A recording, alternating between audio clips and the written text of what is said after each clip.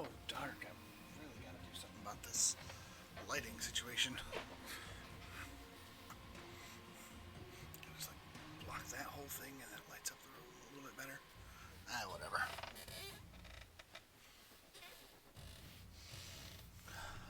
Okay.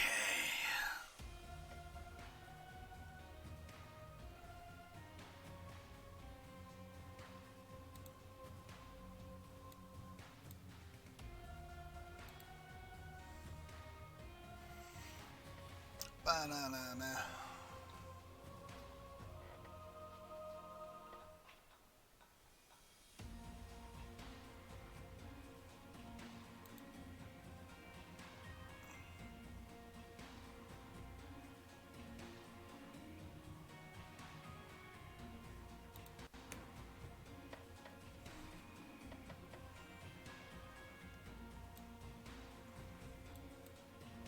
Oh yeah, I almost forgot about this. There's skin options too, where you can like Customize change things. their color schemes and stuff. As you can see, I picked some of the earlier ones. Like Yeah. Kadir has a purple shirt. I'm like, yes. Alpine Yeah. has purple glowy hands. I was like, yes. Purple glowy is usually better. But it's weird that it's not everyone.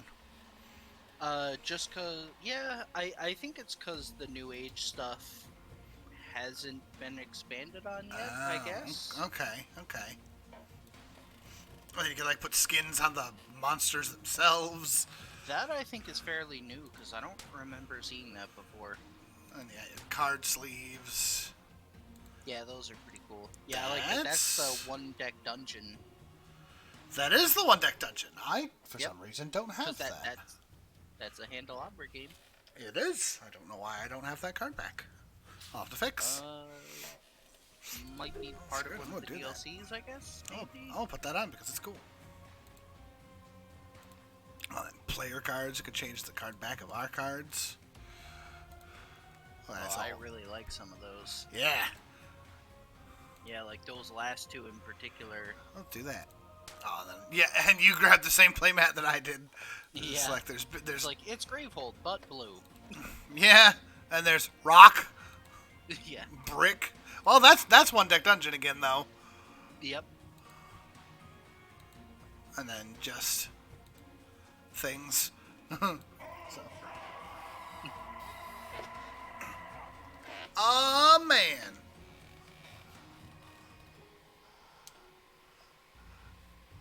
Thank you for the 6 months. Oh man.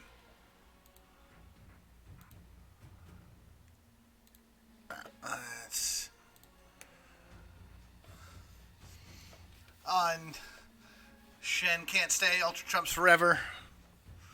Well, welcome to the stream, even if it's just briefly.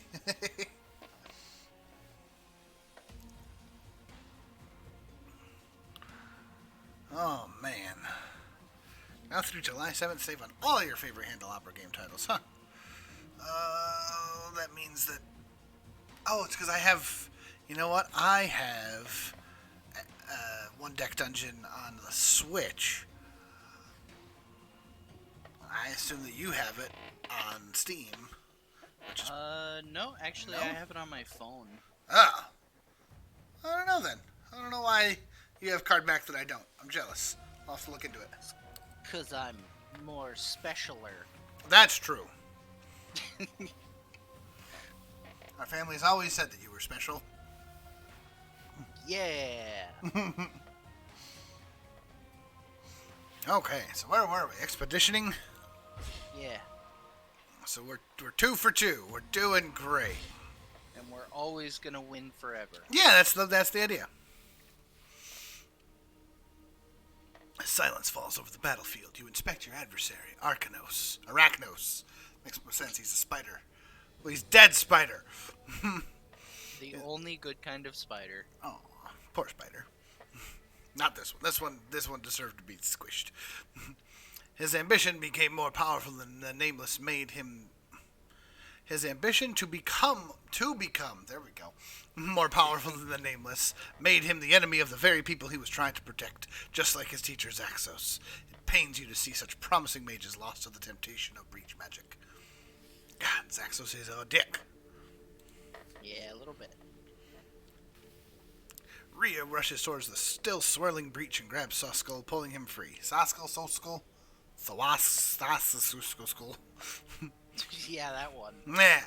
After concentrating briefly, you force the portal closed behind him. Rhea gently frees him from his restraints as his limp body sinks to the ground. He looks drained, but alive. Yay, now we have Suskull. Yeah. Ba-ba-ba. He's got just four. Again, it's sideways. I guess it's because it pulls the card out of the envelope sideways, so it, like, gets confused.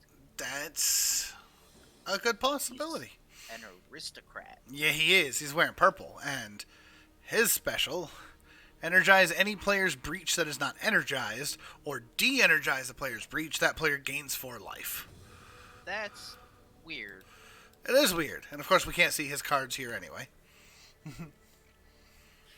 Saskull's chest rises and falls with shaky breath. The tears brim in his eyes as he rubs at his wrist. Also, you notice that you saw that image of what he looked like there.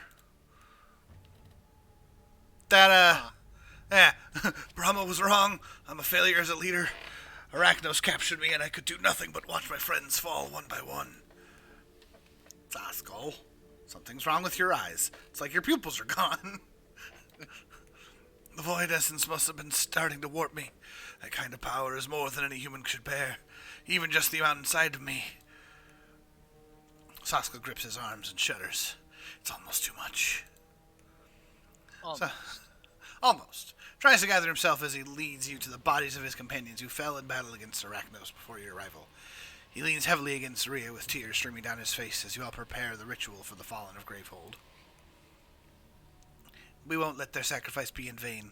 We'll stop Arachnos and all of his sick experiments. If Desmodia were still here, she could have stopped all this. Well, yeah, because Desmodia is just like, it's nuke time! Boom! Yeah. She would have stopped him long ago. Nearby, you see what must have been one of Arachnos' experiments. A strange object outlined with glowing runes. You immediately recoil from the nameless energy you can feel radiating out of it. We should take it. Hold up. Weren't you just saying that Void Essence is, like, really, really bad? An artifact is an artifact. We can't pass up the chance to learn more about what Arachnos was doing out here. Saskull walks past you and grabs the artifact, undeterred by its dark nature. Dark aura, nature, whatever.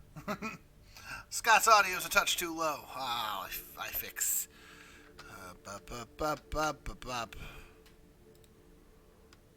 User volume up. Bam. And now that you've turned me up, I suddenly scream really loudly. That sounds like you. Strength returned faster than you thought was possible. New cards added to the barracks. Oh, hello! Yay, cards. Hello, Gaming with Rainbow. Alright, what do we got? New relic, Pain Conduit. Attach this to any player's breach. When a spell is cast from this breach, it deals 2 additional damage and discard this card. That doesn't sound very good. No, yeah, it's like you put it on once, and then the spell does 2 extra damage, and then you gotta put it on again. Yeah. Fatal Harmony. Cast, deal 4 damage. Any ally may discard a Fatal Harmony in hand and draw a card. If they do, deal 3 damage. So basically, it lets if both players are, or if multiple players are drawing Fatal Harmonies, they can quick cast That's them. actually it's kind of like that gem that we just got, where it was like someone else can have that gem and discard it and draw a card to get you more ether. Mm-hmm. It's like the same thing, but damage.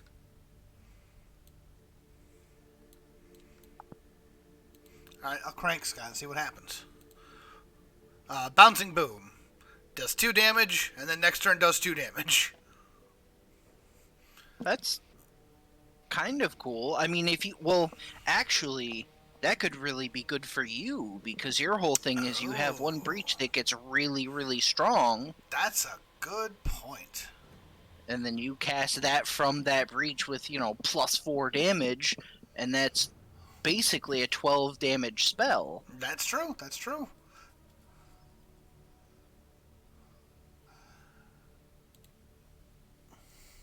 Hello, Mr. Bearman and Abzan. Yes, thank you. I need to. I have to wear my ears because I think my hair looks horrible, so I wear the ears to hide it. I haven't even seen that run. That was a run that Lee did on stream last week, and I haven't had a chance to watch it yet. I've heard it's nuts. Okay, and now we go into treasures. Treasure level 2. At the start of the game, choose a relic or supply pile. When a player gains a card from that supply pile, that player focuses one of their breaches. This sounds really good. Yeah. These seem really, really good. Now, it is relic or supply. Yeah. So, obviously, it's less useful than if it was if we could put it on a gem, but still very good. Although, to be fair, like, you don't necessarily want to load your deck with too many gems anyway, so, like, putting that on a spell that you don't mind having a lot of means that you can kind of spam them earlier, because just buying the spells will open your breaches for you, so you don't have to waste as much time getting them open. It's very true. Yeah, no worry, Abson. I don't tend to watch the streams back super, super often. I'll have to work on that. And this is a game called Aeon's End. This is a cooperative deck building game. So if you're familiar with something like Ascension or Dominion, these are deck building games. But this one is fully cooperative. We're kind of in between two fights at the moment, so we're setting up for the next fight, and then you'll get to see how it actually runs. Imbued Shackles. At the start of the game, choose a supply pile that costs 7 or more. These cards cost players 1 less to gain. So you can only put it on one that costs 7 or more, but even that one could be nice. Bringing it from a 7 to a 6. Yeah, that's interesting. I don't think it's as strong as the other one, though. Or we could take the Shimmering Cloak of the Magus. After a player finishes resolving their ability, that player deals 2 damage. Okay, considering how we were playing last fight, I know nobody else got to see it because we did it on our own. But they'll see it today. We're using our abilities a lot. Yeah, just having that kind of extra damage. Whew. And then our last option, when a player opens a breach, that player gains a charge. At the start of any player's turn, if that player has no closed breaches, that player gains a charge. That's... Yeah. Oh, man. So we can either get free damage from our breaches or from our charges, or we can just get more charges so we're doing it even faster. Well, do we each get to equip a treasure? Or are these kind of like a generic thing? We're going to find out. Also, he's already looking a little less gray. That's good. Yeah. When I was captured, I caught sight of Talix escaping further north. If he's still alive, we need to find him. The nameless energy in this artifact, it's powerful. I'm not going to ignore power when one of my team is in danger. I don't know, Saskal, that's starting to sound a little Zaxos-y. It does sound a little Zaxos. A little Zaxos. If you just calm yourself.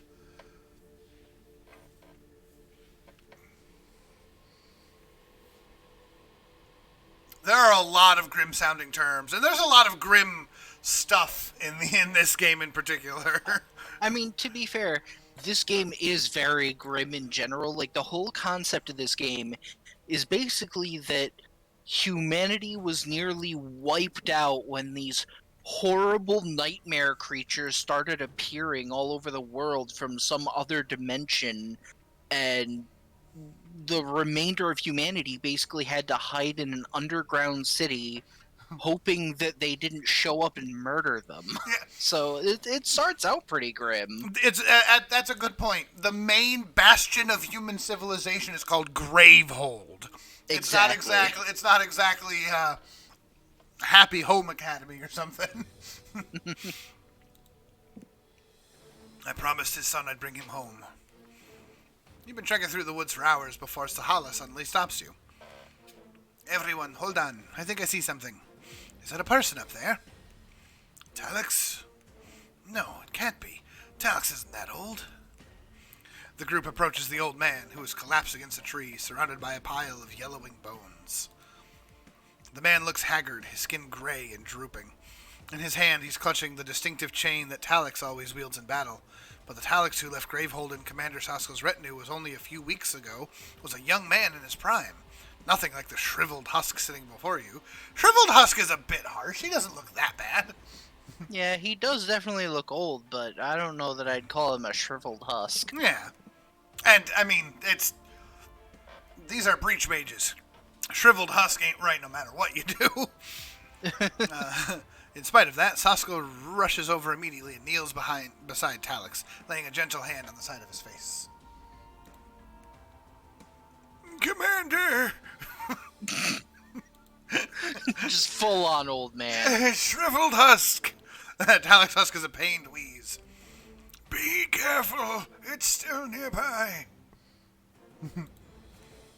He points a withered finger towards the skeletons. You recognize the symbol of Zaxos on their cloaks, the same cloaks the men who set Magath on you wore.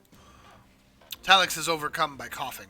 You look up and see leaves age and disintegrate before your eyes. As their branches grow thin and gray, you stand and turn to see a skeletal creature, almost human-shaped, dripping with void essence. Where it steps, the grass withers and dies. Yeah, you move in front of Talix, ready to defend him. Okay, here we go. Alright. Ageless Walker. This guy's a dick. So, attacker to Gygar. So yeah, it looks like we still individually get to choose level 1 treasures, Yep. but then we also choose a level 2 treasure for overall. Yeah, and then you want the same treasure? You want something different? I forget what was that other gem? This one is or cast right, a that's prayer I can cast the prayer spell. Yeah. I think probably sticking with Kadir's gem is not bad. I don't know if it's. I know Brahma's Buried Light's the other one you really like. Yeah. I felt like the Emerald Shard wasn't as useful as I was expecting it to be, partly because we didn't take as much damage as I expected us to. Yeah, and even once we started taking, by the time we started taking damage, you were just like, okay, someone heals 3 every other turn. Yeah. So I think I might go with Brahma's Guiding Light, because I really like that spell. Sure. And I had... You were using the other spell there that can focus breaches. Oh, yes, because getting your breaches open is important. Okay, so we got those. So yeah, the Carapace Fragment is nice because it, like you said, it gets those free breach focuses. But I do think that either the cloak or the bones. Oh Lord, I hadn't even thought of it. They're called the Bones of Deathmind. I feel like Bones of Deathmind are like so good for like how we're set up. I will. But the same could be said about these other ones. I will say the thing with the Bones of Deathmind is you get a charge when you open a breach, or if all of your breaches are open, then you just gain 1 per turn.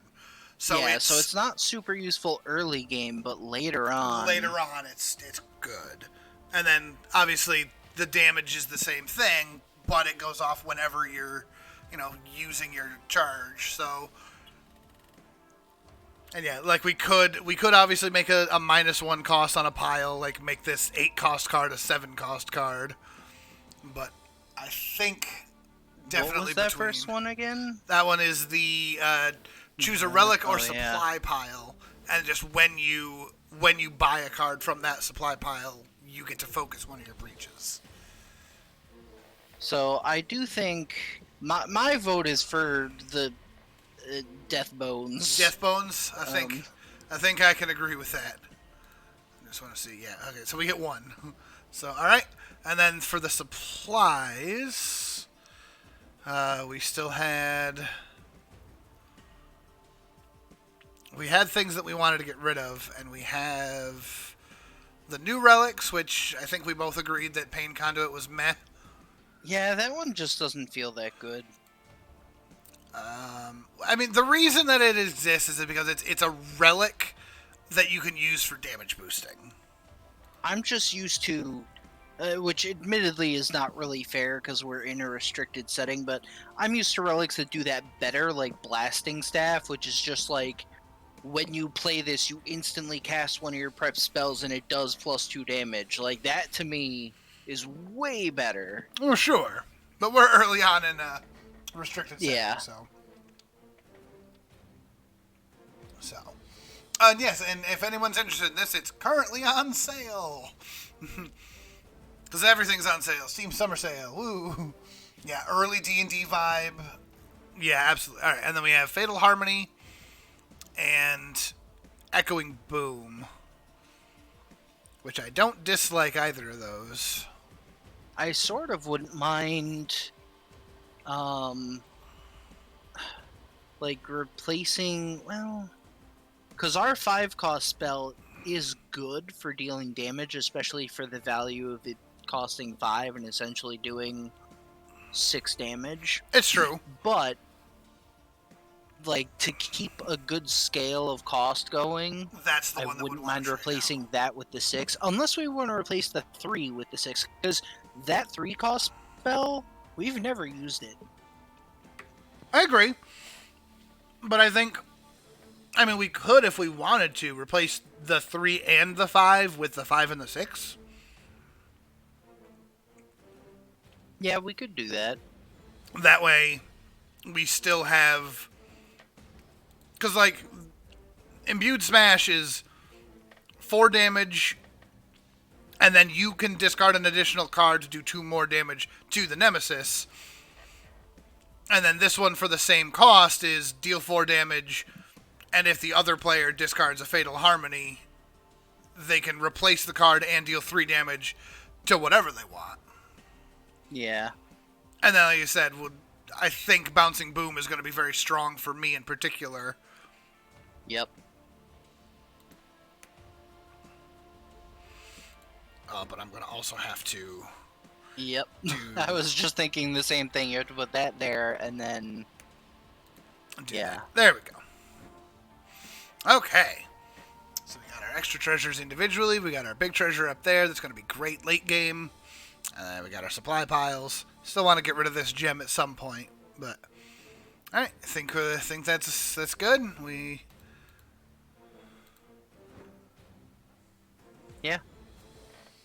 Okay.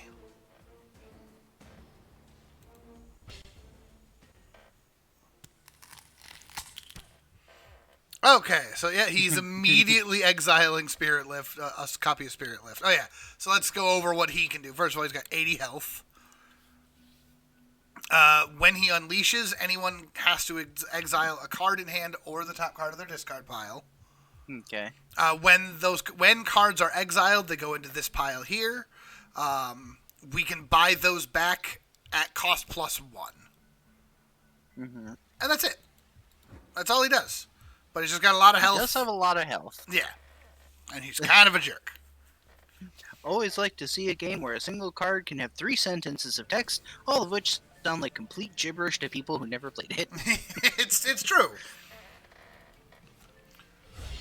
Alright, I'm gonna prep my unique spell to my 1 breach, play all my gems. Yes, Faint. We also have some of the physical cards. I'm sad that I ended up having to move to Georgia. I mean, I appreciate having my parents here for helping with the baby, but we have Aeon's End Legacy and just got Legacy of Gravehold. Also, I just realized I can... I can move. I'm gonna move my camera a little bit. Oh, yeah. Camera border and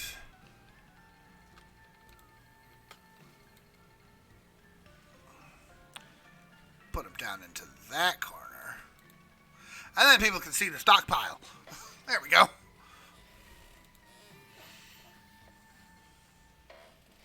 Okay. We played through the first campaign, and we have done the first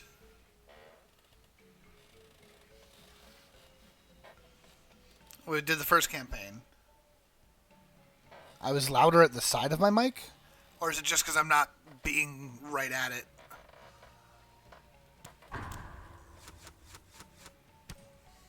These microphones are supposed to be better right on. If at the side is louder, I'll have to do some playing. Oh, weird.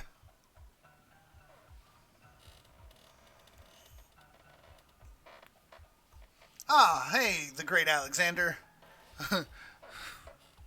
Just turn the mic up that way. Is that better?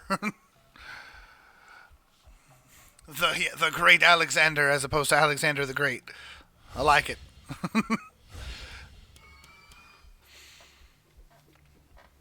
Always glad to hear picking up Nova Drift. The dev deserves all of the love. Oh, hey, look at that. Unleashed twice. He's already pulling stuff out of our stuff. That's fine. I mean, I will happily exile one of my crystals. Yeah, let's do a gem each. How's that sound? Yeah. Perfect. Thank you, Nemesis. Thank you, sir. So, obviously, you're gonna have to There's kind of a lot going on. I'll try to explain as much as I can as we go. Oh yes, and we also what have. What the heck is this? We also have gotten that in our deck. Cannot be destroyed. Cannot be exiled. When you draw it, you take a damage and then draw a card.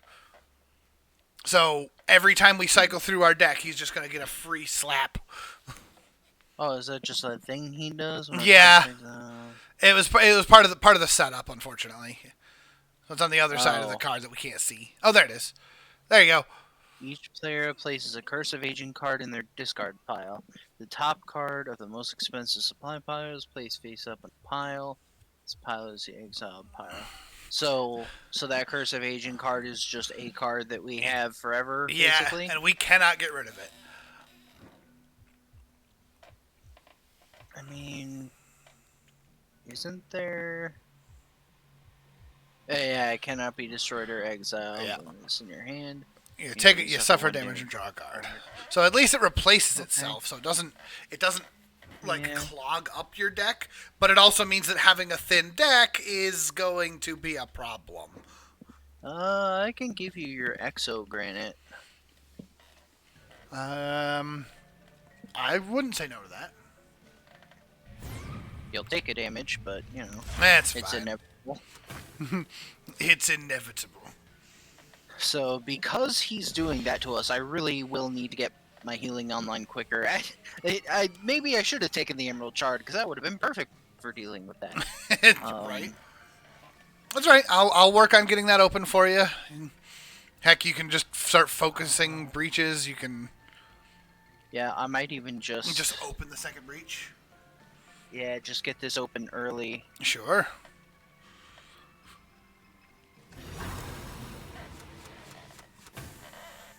Ow. Yeah, I understand all of the things. Okay, gain a free charge. Can't wait till that's doing damage. Spark. Gain another charge. I'll have that ready for you for later. 2, 3, 4, 5, and then grab the rubidium. Yeah, I need to get myself a couple rubidium. Yeah, there's my PC. My PC is not dying. It just needs some things. That's... you know...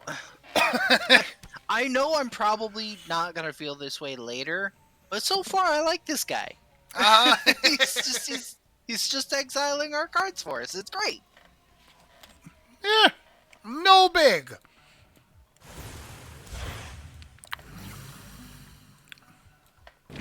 Still gonna target him, but then I'm gonna focus. That breach, please. Yes. And then prep more spells. Would you like to discard a card? Yes, I would like to discard. Well, my spell, I think I'd like to discard. Okay. Oddly enough. Yeah, because that'll still leave me with 5 ether to get a rubidium. Yep. Oh, being that it's this early, I think just getting a second Rubidium immediately just makes sense. Ow! My damage. I'm getting old! Oh, I forgot. I forgot I was yeah? gonna get an extra ether from this anyway. Whoops. That's okay. That just means you're up to 6. Or 7 if you wanted. Yeah, but I think I still want to get the rubidium. The Rubidium. I need more. Or I could get like a bauble and an exogranite. Because the way this boss is going, I think I am gonna want more cards in my deck. Yeah. And these are it's still better gems, and it's also a way to focus breaches quicker. So, yeah, I think buying 2 cards at once is like the play. Ow. Well, okay, your me turn again. I did it. See, you had me discard the spell, and I already got it back. perfect. And honestly, Hey, what's up, Darth Varatu? Welcome to the stream. you know what? I could just focus a breach with this or I could buy 2 charges. Use it to focus it. Ability, and then heal you for 2. Yeah, back up there. Beautiful. Get some healing going early, because we're already taking damage. Yeah, speaking of which, the Nemesis is about to take a double turn, which is rude. Uh-huh. You say double turn, it could be worse than that. That's true. It could be a quad turn, which would just be depressing. Yeah,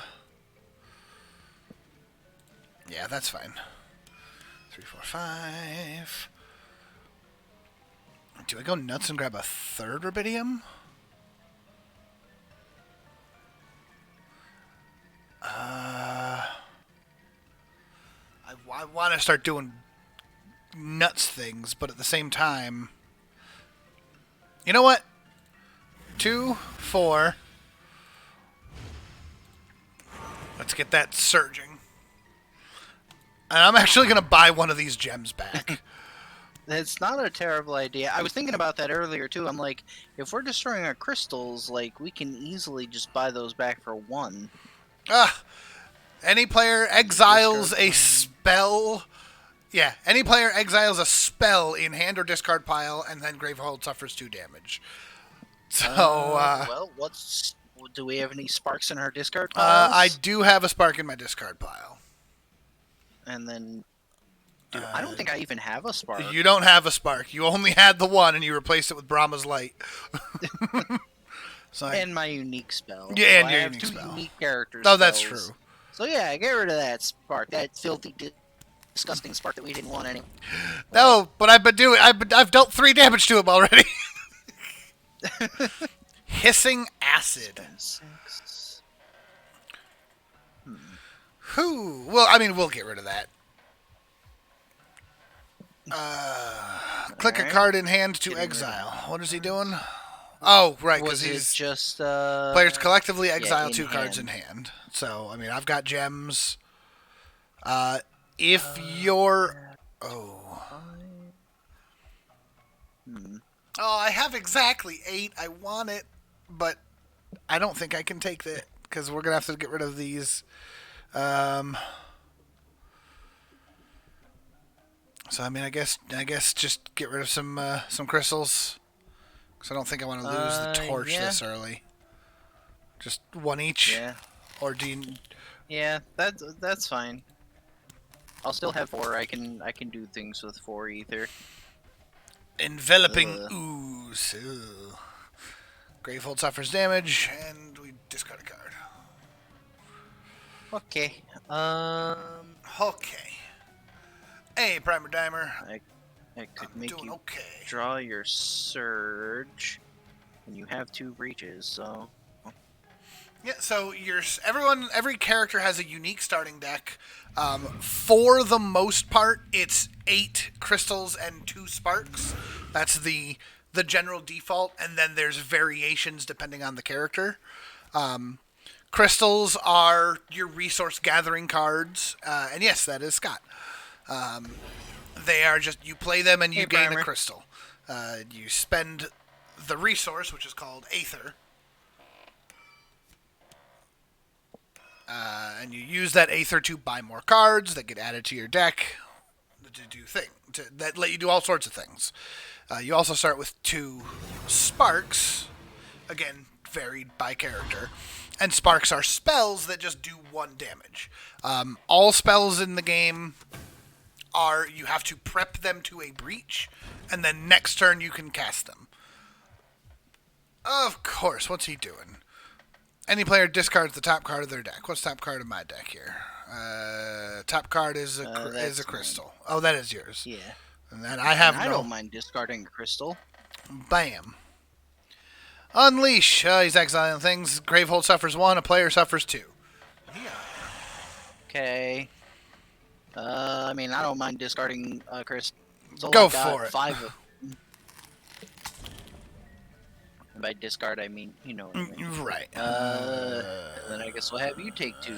Yeah. You're still at 9.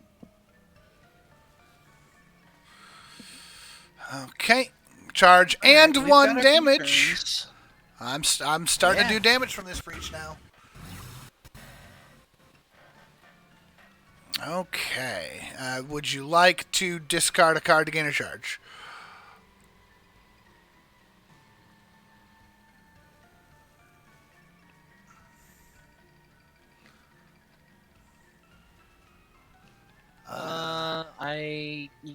Yeah, there's a lot I can do with 3. Okay. And I like charges, Well, actually. and then I'm going to do it I again. might even, you know what? I'm actually okay with that, because I can still spend... I'll still have 3, because I have Promised Guiding Light. I have to remember that. Oh, yeah, that's true. That... Oh, beautiful. And then you have 6. You could get rid of that power. That's true. And in fact, I'm going to prep this here. I will get rid of that. I'll spend the 6 to get rid of that. I'm just going to buy a dang crystal back. I'm not happy about it, but I'm going to do it.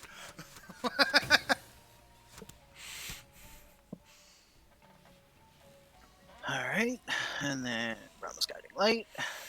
Yes, so... 1 Inhale Gravehold.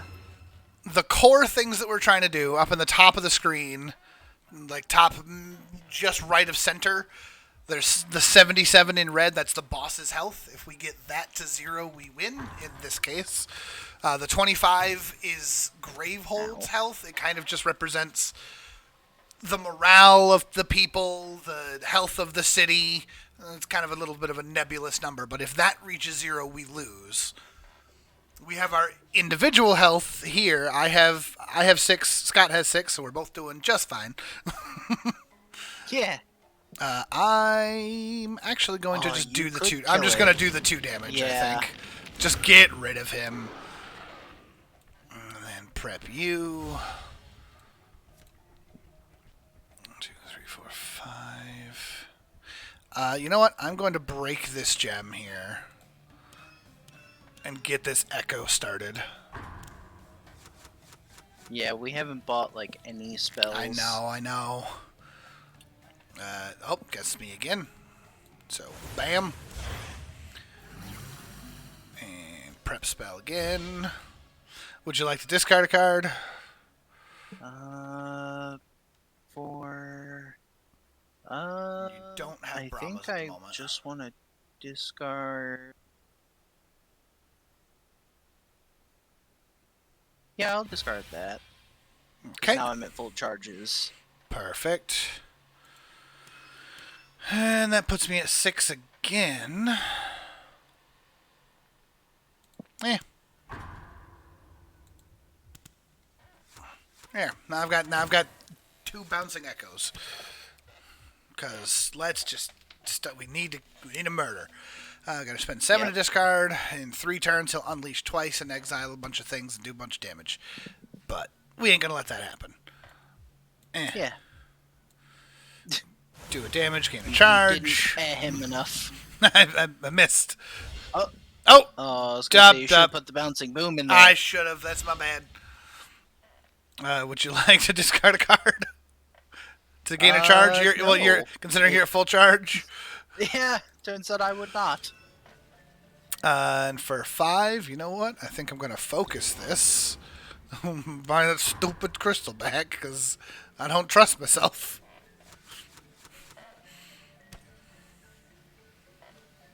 I probably should buy a crystal back at some point because I am getting a little too svelte.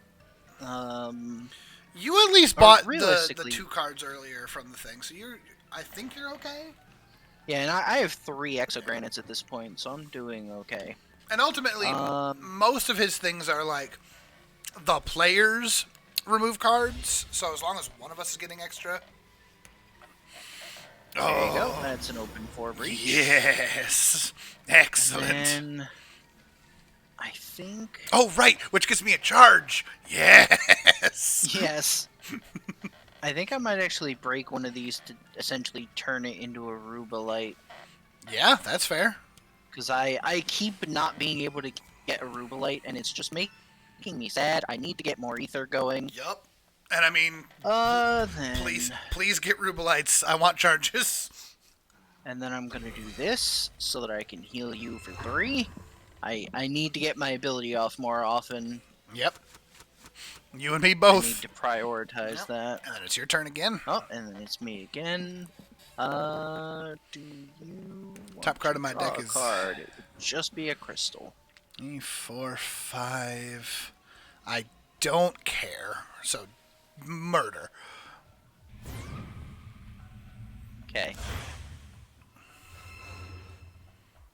Oh man, look at you healing Gravehold.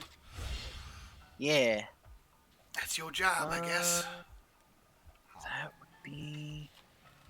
Oh, that's actually 5 without breaking this. So, hey, look, another Rubalite. I probably shouldn't buy, or Rubidium. I don't know why I called it Rubalite. That was my first one. So, yeah, I will buy one more. Getting at least 2 is And good. then... Yeah, and now I can focus on getting some spells. Yeah. We've also got to work on getting some health going back up again. Unleash. Yeah, that's why I was trying to get more ether.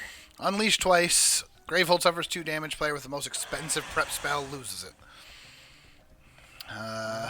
Oh, that's my boom that wasn't gonna go. So I guess it didn't matter where I put it. Oh, is it just discard though? Okay. Yep. That's not too bad. It's not too bad, Sucks but also big brain play. Me putting it in the wrong breach helps us out now. So I'm okay with just having 5 ether next turn because that would be enough to buy a Fatal Harmony, which I kind of want to start picking up. So I could just discard 2 crystals. Or by discard I mean destroy, but you know. Yeah. Can do that. If you don't do that, can you break the 7 on his power? Oh, that's a good point. Wait, this is unleashed, so I can destroy. Oh. Yeah, he can go discard, so I can do that. Crystal. Yeah, I got plenty of crystals at the top here. Yeah, so you want to do that? Yeah, I'll do that. That's why I've been buying them back.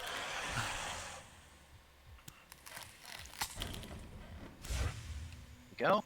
That wasn't too bad. Okay, and it's me.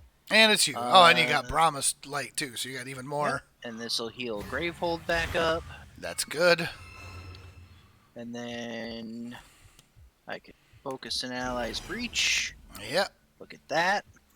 And then do you want to discard to gain a charge? Yeah. Please. Excellent. And do all that. Oh. That is 8 ether. Oh, it is 8. Well, that's fine, because I can get rid of that and then buy a crystal.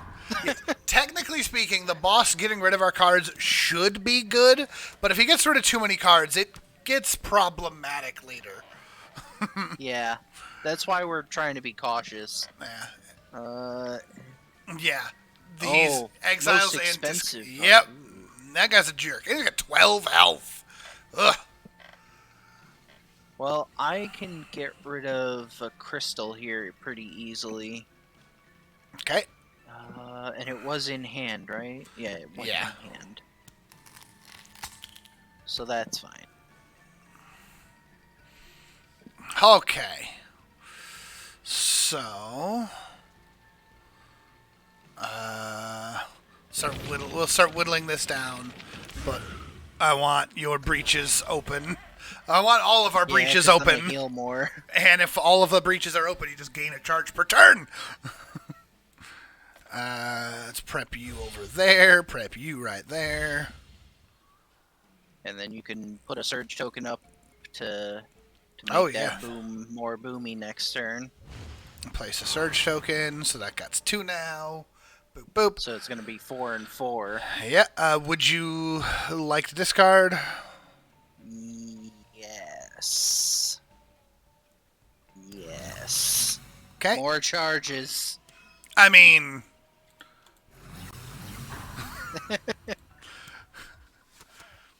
I still don't have any of those 8s. I need to get up to the 8 so I can get that big honker spell. Yeah, now we're discarding...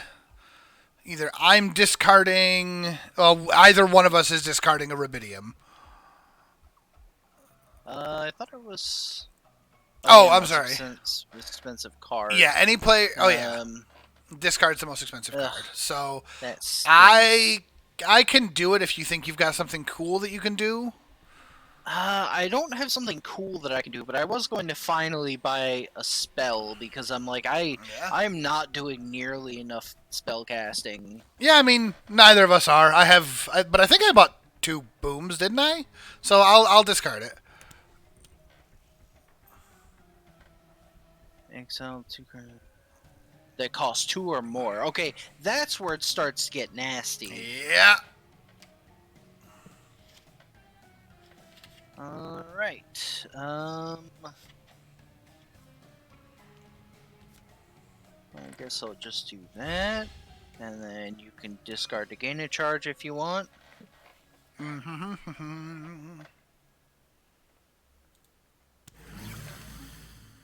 Yes. And then I think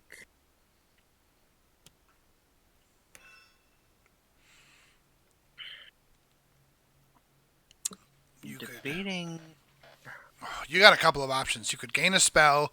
You could just open your breach and be like, screw it, I'm ready. But then you still don't have spells. Yeah. Fatal Harmony is good, but is it any player or any ally? Any ally. Okay. So Fatal Harmony. You don't have any yet, but that's always going to be true until someone starts. No, absolutely.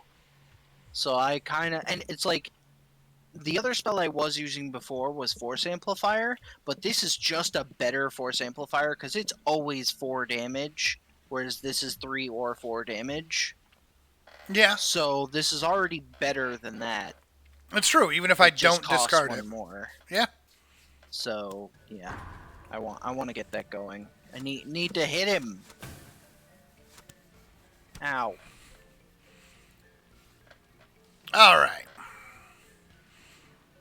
So now we go Bouncing Boom and just go 4 damage now.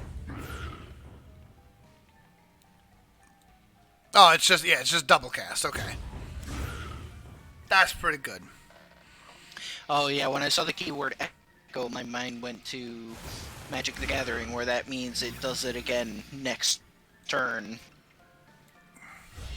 Then we're just gonna gain a charge, and then we're gonna put another search token down, and then be done. Excellent. Oh, so yeah, I'm looking forward to those booms now. Another one. Oh, he would discard my boom this time. That's my boom or your Rubidium. Yeah, I would rather discard my Okay. Rubidium. I will say, get some. I was just about to say, get some life, Scott. What? Your health got real low all of a sudden. What are you doing? Oh yeah, we got to. Exiling a couple cards. And we still have to discard the most expensive card in hand, so I can either discard. I can still discard the Echoing Boom. No, this is the Unleash. We already did that. Oh, you're right. This is the Unleash, which is just. So we can look at the discard piles. That's a good point. I got two top gem, 2 top crystals, And I have no. How about crystals? Yeah. And it's unleashed Yeah, I like twice. How getting about rid 2 of crystals? crystals. That's why I've been buying them back. And then you take 3 Also, damage, which is bad. ow. Okay. Yeah. But that's okay. We're in better shape. Kill that thing before he takes another turn, please. Yeah. This only does 1 damage though. But it's in the... Oh, right, because you're... Yeah, but this is yeah. fancy Your 4 breach. Your 4 breach isn't +1 damage. Yeah. Curses. But it's okay. Gravehold healing is still good. So yeah, there's definitely a lot going on here, Odin. Admittedly, this is a bit of a rough one to stream just because there's a lot happening.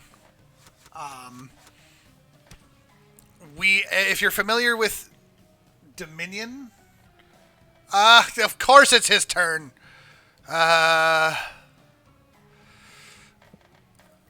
So it's either most expensive card in hand, so it's our your super awesome spell or my decent spells. So yeah. power 1. Oh, but he's already taken 2 turns this round. Yeah. So we have a chance to deal with that. Okay.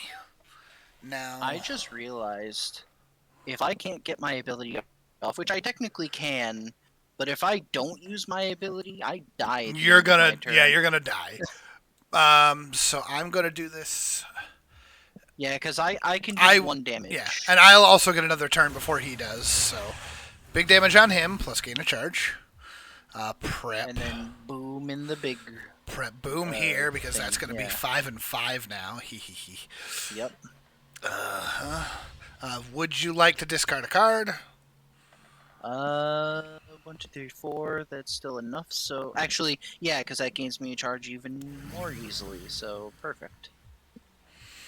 Okay, and then I'll play the rest of those. So basically, the simplest way to explain this game is that it's a co-op game where you're playing as mates to defeat the nemesis, and the nemesis obviously varies depending on what you're playing. You can play against various different bosses, but the main mechanics of the game are that, like pretty much any deck builder, you have a purchasing resource, which in this case is called Ether. It's the little circle with the double scythe icon. And there's 3 types of cards that you can have in your deck. There's gems, which are basically a way to get ether. It's your money. Relics, which do a variety of things when you play them. They can be anything from, helping you sift through your deck to healing people. Like any number of things can happen with relics. They're generally support. Yeah, there's some kind of support for your deck. And then you've got your spells, which are your method of dealing damage, because obviously you have to have a way to kill the boss and his minions. And the way that you use spells is these breaches, which are the glowing circles in front of us. And most of the breaches start a battle closed or partially closed, and you have to spend ether to open them. But once they're open, you can use a breach to prep one of your spells, and then at the beginning of every turn, you can cast any spells that have been prepped previously and use their effects to, do damage or do whatever else the spell happens to do. And that's the basic premise of the game. Other than that, it's a deck builder, so you're adding cards to your deck, they go to your discard. When your draw pile is empty, you flip over your discard and start drawing from that again, which is different from other deck builders because usually you shuffle your discard, but in this game you don't. You can actually plan your turns out because you know exactly what order you're going to get your cards back in, which is pretty neat. So that Also, Gravehold. Also, yeah, you definitely want to do your ability this turn because you might die before the end of your turn technically if you don't cast your ability. I also might. I'm debating whether I want to buy another Exogranite or if I just want to, because if I spend 3 to focus this That's and true. then 2 to buy a charge, this would finally open my last breach Oh yeah. and heal me for 4 instead of 3. I actually really like that. Then all of our breaches are open, which means then we'll just be gaining a charge per turn. Yep, that's the other thing. We got that artifact doing its thing. Yep, And then I immediately get a charge back. Heal. I will gain the life. And that makes me not immediately die, which it's nice to not die. It's very nice to not die. There it is. That was what I was looking at going, man, if he flips his deck over, he's just going to take a damage from the curse card. Yeah, that's why I was saying I was imminently going to die. And now I'm going to boom this guy violently. Come on. Remote play, please. Well, I guess Garu's Torch is just a spark now. And then Bouncing Boom goes here. And Tidal Surges go here. Let's see. Would you like to discard a card? Oh, you actually have a handful of things. Yeah, but honestly, now that this has done its thing, I don't need that card, so I'll take a charge. All right. And then I'll play that. And I'm going to do that. And I'm just going to gain another Surge token. Because, yes. That's going to be 12 damage now. Yeah, so that's the thing with my character here is every time that my power goes off, I'm going to permanently pump this breach by +1 damage on cast, which is so good. I'm nervous about his bullshit, so I'm actually going to get 2 crystals here. Yes, we can pay off one of the powers that's up there, but we would have needed 8 ether to do it. Neither of us had. Yeah. Oh, yeah, and there it goes. We just couldn't get up there fast enough. Yeah. And now this is really scary because he's going to do 4 damage to somebody, which is going to have to be you, but that also means that you're about to play. Players can exile 2 cards in hand or discard pile that cost 2 or more. Ugh. Yeah, that's pretty awful. And yeah, because your discard pile. Well, this could be one of them, yeah. Yeah, get rid of that. Yeah, absolutely. But then the other one. You can get rid of the exogranite in my hand. That's not a tragedy. It's not a tragedy, but it does bring you from 8 or 9 down to 6, which is a little sad. That's fine. Okay. The only reason I bought 3 of those was because I knew I'd be wanting to get rid of them. Yeah. And then this is Unleash twice, which is going to exile 2 cards. And then any player suffers 4 damage. Hand or discard pile, but our discard piles are just our curses. So yeah. But that's why I've been buying extra crystals. And then it's fine. Oh, and 7 power 1 unleash twice. Yep. Grateful suffers 4. Now I'm really hoping that you get a turn before I do. I didn't. Yeah. Okay. So you have to not play your cards, Well, not play all your cards, because if you play all your cards, you will draw 5 and then you'll die. Yep. So I have to keep something. It's fine. It's fine. It's fine. I'm doing big damage. Let's go. Give me a surge. Give me a surge.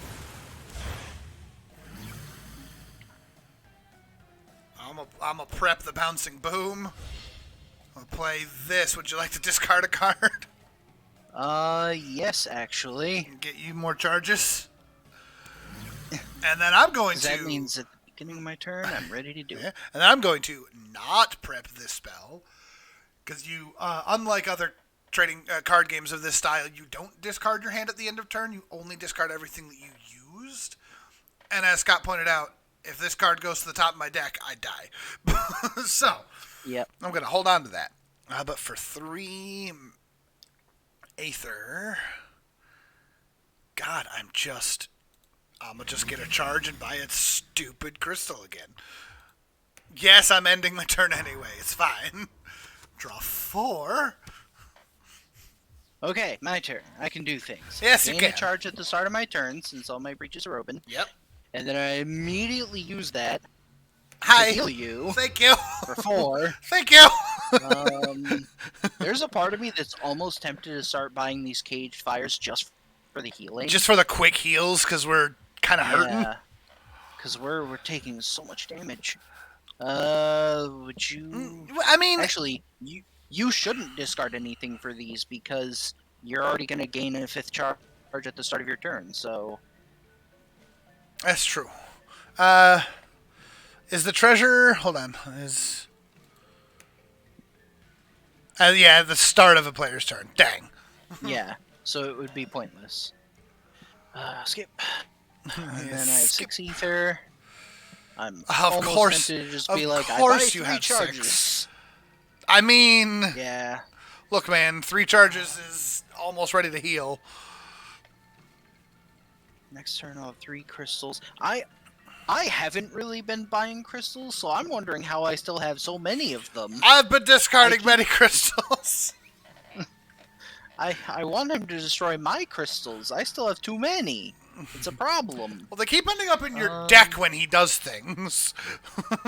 I think I'm gonna... I still feel like I don't have nearly enough spells, because I've only bought... Yeah, I've really only bought the 1. I know. So I think I'm gonna compromise by getting a Force Amplifier and buying 1 charge. Yes, the more cards we have, the less frequently the Curse of Aging rolls around. But the flip side, of course, is that, well, and now he's doing his thing.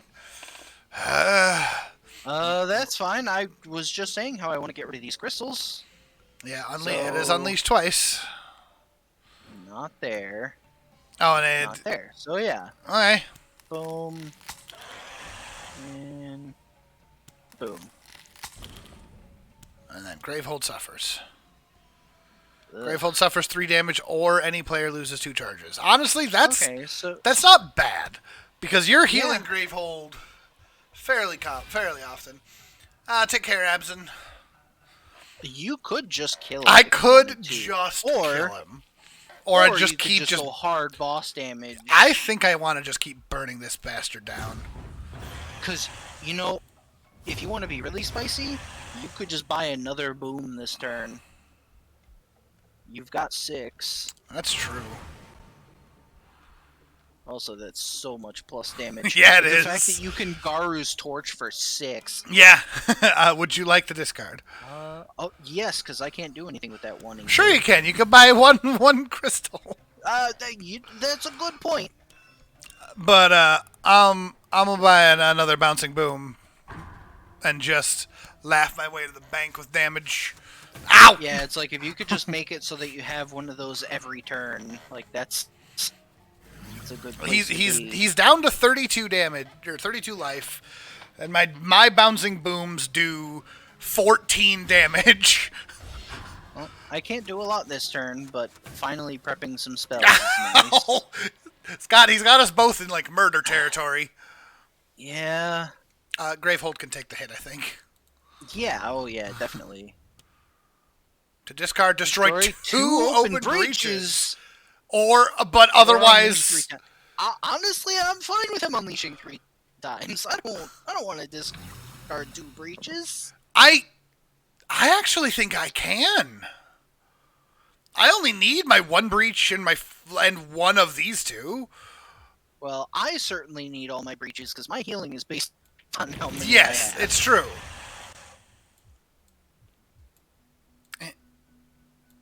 Oh yeah, that wasn't. I'm trying to echo this. That was the torch.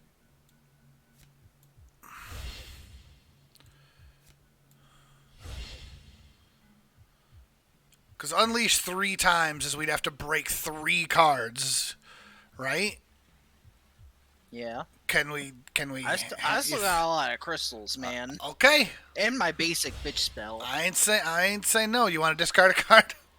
It doesn't matter. You're gonna gain a charge at the start of the turn. Yeah, I'll gain a charge, so it's fine. Which I'm going to immediately use to heal myself, cause ow. I mean, Wait. What do you mean I can take more actions? Oh, because I can. Oh, because you could. I could that. still do that, but no. Yeah. Discard. James and Scott are doing. Oh, look at them bounces. They should not be in the same hand. It's me. Scott, heal your dang face. Gonna hit him. And then I'm gonna hit him again. Yeah. And then I'm gonna heal myself for the love of God. Oh, I love having the power to heal. Okay, we're gonna... Yep. We're gonna do that. And we're gonna do that. And... we're gonna... Game 2, 3, 4, 5. And buy another spell, because I feel like I need more spells. On the one hand, yeah. On the other hand, forget it. Just heal us. He's got 20 health. I do that in like 2 turns. That's true. You're not even exaggerating. That is literally how much damage you do. I am doing some damage. Ah, hey, look. In fact, I think you can kill him next turn. I believe yes. There's 7. There's 7. Like, handily. Hell, I can kill him this round. Oh, I have to cast the spells first. Unless I don't cast that. I'm not going to cast that. Yeah, you could just not cast it. You just finish casting and then... Oh, you can kill him. Because I can... So you just hit finish casting and then... Yeah. Just prep a boom and then cast it like a madman. Yeah, forgot I can just do that. Cast the spell. End his face. He's super dead. You weren't even done casting your spell and he's dead. I could have done 7 damage to the minion and then 7 to his face. God, Scott, your healing saves the day, but man, do I like that Ancient Breach. My healing and your damage. We have a dynamic. We have a combo. I'm like, I will keep us alive long enough for you to murder. Yeah. So we're 3-0 with our run here. So far. Yep. Yeah. Compared to everyone else who's well, most people beat the Ageless Walker. Good for them. Yeah. But globally, the win-loss ratio for these characters is starting to go down. Not great. Not great. I will say that's Aeon's end. Like, yeah. We're pretty experienced with this at this point, and we're doing like the early parts of the campaign, so we're doing pretty well. But Aeon's End is not a forgiving game. No. It's very brutal. I love seeing these numbers. These numbers right here make me so happy. We're just like, the amount of charging let's that we're go. doing. More charges keep us alive and murdering. Uh-huh. Man. Okay, what's next? After you finish your battle with the source of the surrounding blight, Rhea steps forward, ready to incinerate the remains, but you hold her back long enough to examine what is left of the creature. Why? No, set it ablaze. Its skeletal body looks older than the world itself, the face sunken beyond recognition. On its cloak is the symbol of Zaxos. Just like Arachnos, this man was a mage once, but now he is more nameless than human. The thought chills you. You had no idea there were so many followers of Zaxos still out here, or just how dangerous they had become. You are pulled from your reverie by Talix sauntering up to you, restored from his untimely aging. I thought it was done for when I ran into a bunch of Zaxos' cronies. This thing showed up and killed everyone, even its own brothers. Well, it would have been everyone had you hadn't saved me. Oh man, look at him all dancing and stuff. He actually looks pretty cool. He does. Soaring Ash. One open, half, 3/4. Destroy 2 sparks in hand. If you do, shuffle your turn order card into the order deck, or Gravehold gains 5 life. So depending on how many sparks he starts with, which I assume is probably 4, considering that he's got that going. So once or twice, he can get an extra turn, and then for the rest of the game, he's a Gravehold healer. I which hope is pretty cool. I hope it's like 4 and 6. I want to see 6 sparks in this deck.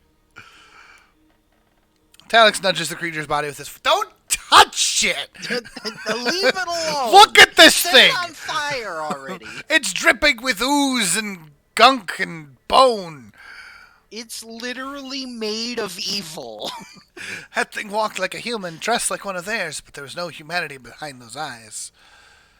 Commander Soskel grows serious. Perhaps Arachnos' ritual was trying to turn me into something like that. Silence falls across your group as you all pause to consider what might have happened had no one come to your rescue. His rescue. Talix breaks the unhappy silence with his usual exuberance. But hey, we won! I like how he went from complete old man to just like high-pitched nasally Yeah! kid or something. He throws himself around Soskel's shoulders in a dramatic embrace. Take it home, you can housebreak it. No, I don't think we can. I think it would break house. Oh, I never thought I'd see you again, Commander. I don't deserve to be called that anymore. My squadron is scattered, mostly dead, and I failed my mission. But think of the easy access to aged liquor. Ma, my starfruit wine. Talix squeezes Soskel tight once more before stepping back and raising his hand in a salute. You didn't fail me. I'm still feeling distinctly not dead, and that's thanks to you coming back for me, Commander. Rhea steps forward and pats her lost companion roughly on the back, barely concealing her amusement. It's not your fault you guys lost to Arachnos. I let myself get split from the squadron, and you all know I'm the only real muscle. True. What would we do without you? I can't leave you alone for 2 minutes, can I? You're right. I'm no good on my own. When our squad went down against that spider, I was helpless. Soskel had been taken, and all I could think to do was run. But I did grab what treasure I could from my fallen teammates for safekeeping. I'll show you where they're buried. How convenient. How convenient. Ooh, relics. Let's get some goodies. Those look like new gems, maybe? Yeah, I was going to say, that looks like gems, and we do need a gem upgrade. Yeah, we do. Something fear. Hands them out to your party. That's a thick deck. Alright. Unrefined Blast Stone. 6 Aether for gain 3 Aether, or destroy a card in this card's supply pile. If you do, deal 3 damage. That's interesting. That's wild. Okay. Link Conduit, Relic. Okay. I like this. For no particular reason, I think we're taking this relic. You and I both have one really good breach. You in particular. Like, I kind of want this Link Conduit on my Guardian breach, but on your freaking Surge breach or whatever it's called, dear God, I'ma just prep 2 Bouncing Betties. Reverberating Shock. Oh, it's another Echo. Another Echo spell. Cast, deal 1 damage, but also gain 1 Aether that can only be used to gain cards.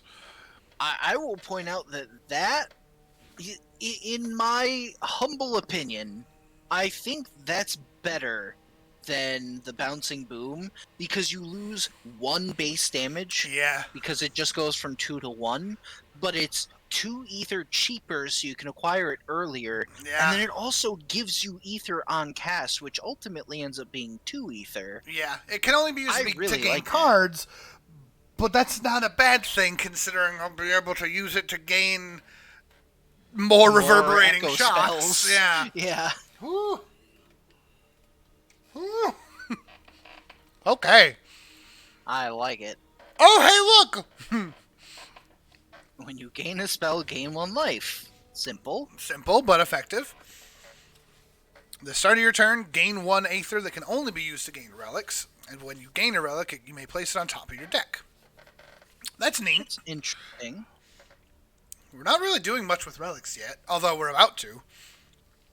At the start of your first turn of the game, focus each of your closed breaches once. Ooh, that's kind of tasty. That is pretty good. Start of your first turn of the game. At the start of your first turn of the game, gain a card that costs 4 or less.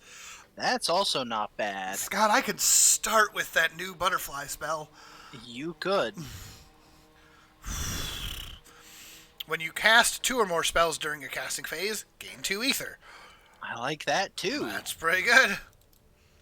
Or spells that cost 2 or more deal 1 additional damage. Oh God. Man. That's these are scary. Yeah, hit them where it hurts. Okay, we have options. With the final treasures and Talix recovered, you realize this means the end of your long and dangerous journey. Soskel confirms that everyone missing from his team is accounted for, and all of you are relieved to finally head home. And then we win. We did it. We beat the campaign.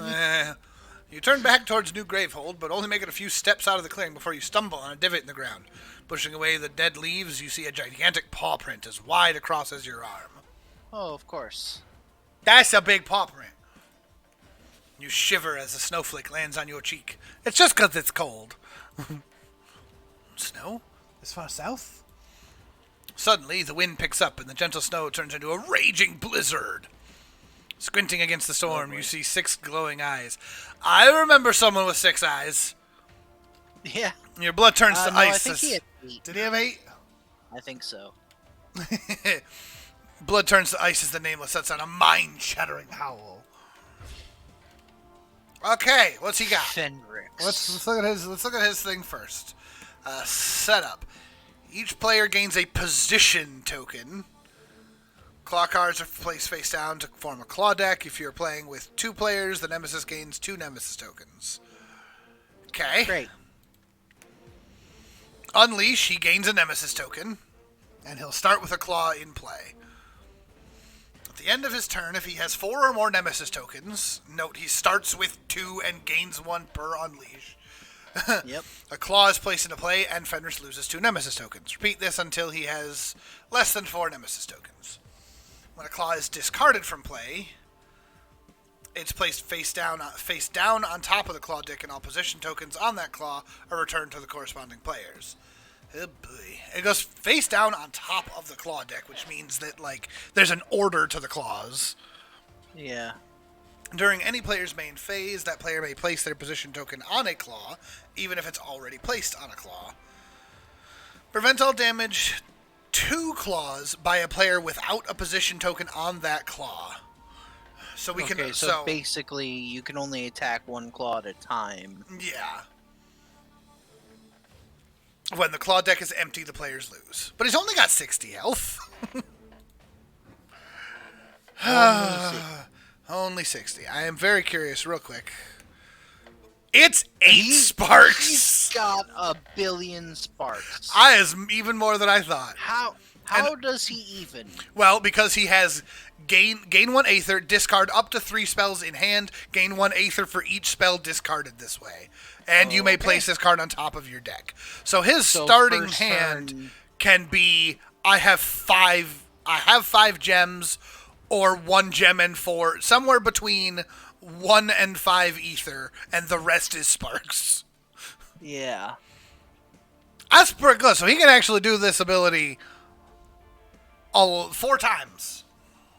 Unless there's ways of getting more sparks. Like on that last boss, ironically, other players could lose their sparks and he could be like, I buy. Yeah. More sparks, please. I agree, Mighty Odin. I don't care if he eat me. Pupper must get pets. Pupper must get pets. Pet the pupper. Pet the pupper. Now. Oh. Get a level treasure. Oh, that's nuts. Oh, that's nuts. I think you agree. The Bones of the Death Mind was Death Bones. Yes. Definitely Death Bones. All right. And where do you feel for your level 1 treasure? I like Brahma's Guiding Light. Okay, so you stick with Brahma's Guiding Light. I'm gonna stick with Focusing Breaches, because getting that open is good. And then your level 3 treasure. Oh, there's so many good choices. There's so many good choices. Hold on. Let me Yeah, go. You go for it. Server turn, gain relic only ether. When you gain a relic, you can place it on top. Yep. And we're going to have a relic that we want this time. start of your turn, first turn, get something's 4 or less. Cast 2 or more spells, gain 2 ether. I think personally I might get the Shroud of Obfuscation. Yes, that's a hard word to say. Obfuscation. Obfuscation. You like that more than the focusing all your breaches once? This one is really tempting, but the Shroud will be ideally useful I longer. want to be casting more spells, yeah. Because this lets me worry a little bit less about gems and a little bit more about picking up more spells. And then between having this and Brahma's Guiding Light, I can potentially get 3 ether in a turn without even playing a gem. Mm-hmm. Well, and the nice thing about that is if nothing else, you're just like, I cast 2 spells. That's just a bonus charge. Yeah. Forgotten Trinket is super tempting, but I think that's what I want.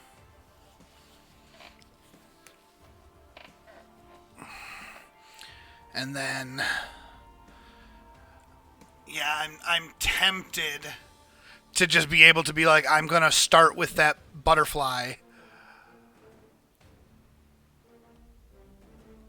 You could also get the Precision Magnifier, which would be another +1 to every time you cast those spells. I know. Which is essentially a +2 damage. Right, because it's a +1 and a +1. And it does only cost 4, so it's like I can get that fairly quickly. Yeah. But it's the same mentality as the butterfly spell versus this spell, is that like it's a difference of 1 damage. But I think I'll do it. I think let's just make the power. Make the power. All right, we definitely change our supply piles. So we want to put that in the. I think I like the blast stone, but we'll want to put it in the other slot. So we can do that, and then we can do that. Okay, then we definitely want this. Yes. Are we keeping both of these? Are we? I think we can get rid of the second one because we don't want to get rid of the one option for card removal that we have. Yeah. The only reason we didn't use it last game was because of what we were fighting. Now. But I definitely think we could just replace our 4 cost with that. I think it's just super good. You think losing the force amplifier? Even if you're making a direct comparison between that and the current 4 cost spell, it's as much damage plus ether. Because the other spell deals 4 damage when it's cast from a 3 or 4 breach, but realistically with this spell, you're going to want to cast it from a 3 or 4 breach anyway for that +1 damage, and then it's dealing 4 damage. Yeah, that's a good point. So, okay. And then I can get the reverberating shocks until I have enough for bouncing booms, and then I can just get a little of both.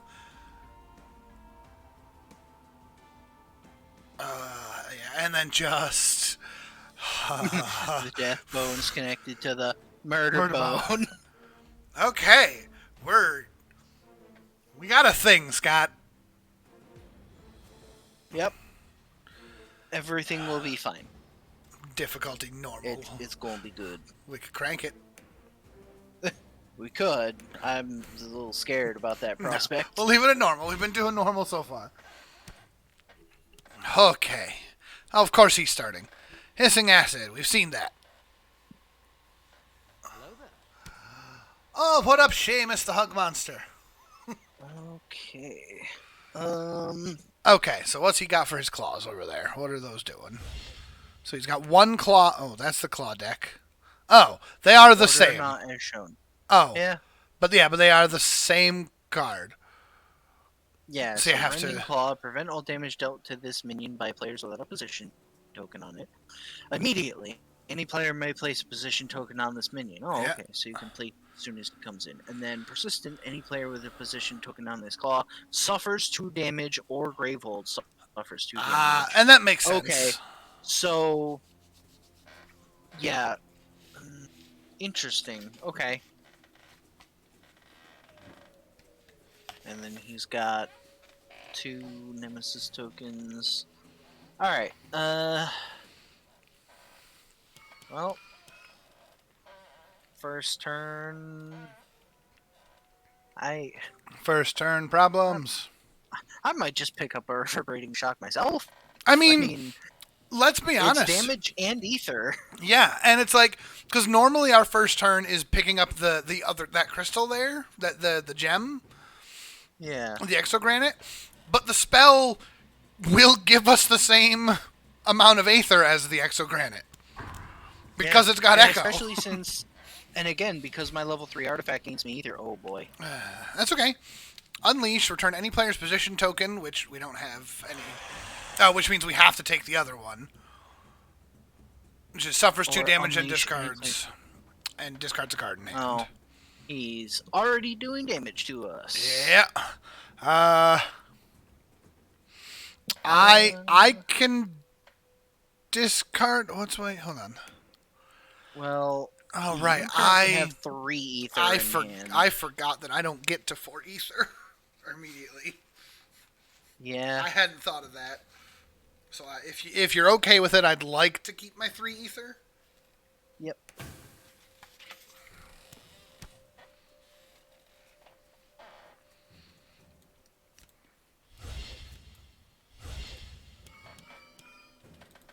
Because I unfortunately do need an exogranite to get started.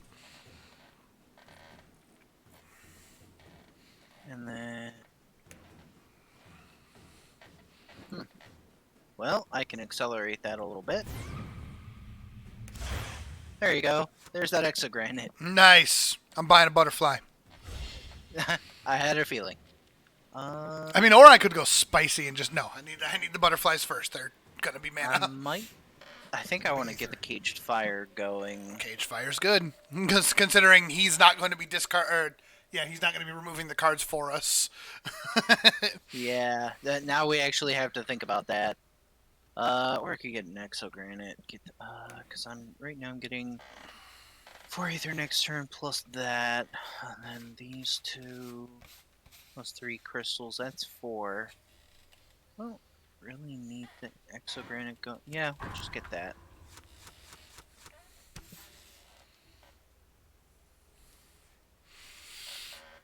Okay. Spark. Charge.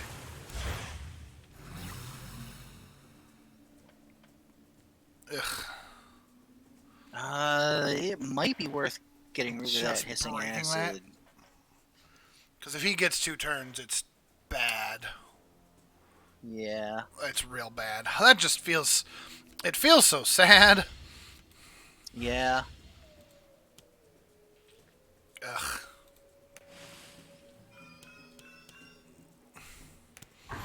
I think it's the correct call. I just don't like it. Because that means that I've gone through my deck now and I haven't actually gained Unleashing again. Jesus.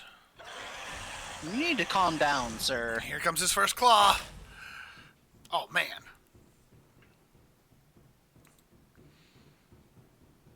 All right. I'll do it. Okay.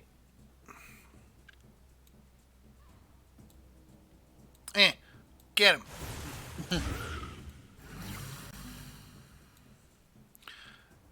Get him. And by get him, I mean open your breach.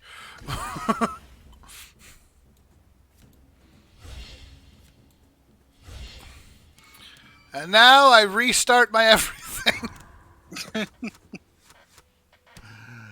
Alright. And then I can't hurt him, but can I? I thought it said at the start of my turn I could move. Maybe there can only be 1 position token on A claw. Did it say? Uh, Oh yeah, during any player's main phase, that player may place their position token on a claw. even if it's already placed on a claw. But So where's your position token? I don't see one.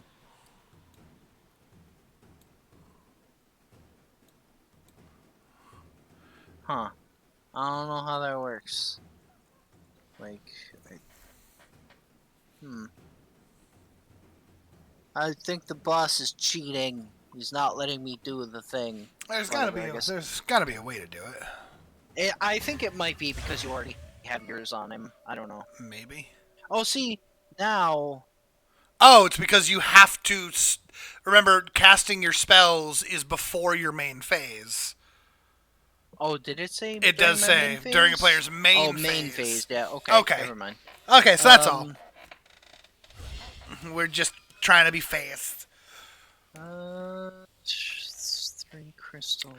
And to be fair, that makes sense because that means that you have to, if you want to be able to kill a thing, you have to get there first, and then next turn you can spellcast against it. Bidium. Otherwise, you could just not have a position token on and then be like, position token, murder. Hit him. Hit him again. And then put spell. I just said that I can't destroy a thing there. Okay. Yeah. I guess I'm gonna play my gems, and then I have 7 spending power. You really do. You could get a relic. Yeah. But I don't have my breaches open. No, it's true. But you could put it on to be ready for it. This doesn't say to an open breach. I could theoretically attach it now. Yeah, you just get it up and running. For it. Realistically, we're gonna want at least one of those each. Although I think I do. Yeah, actually, just getting. Still setting up, so I think I want to get another energized rubidium, and then buy a charge. Oh, Mighty Odin, a salad sounds so good right about now. I don't have enough greens in my diet. I need more salad. Parents did a cookout today for the 4th, and I just got hot dogs and hamburgers, and that's great and all, but I need lettuce. Eh.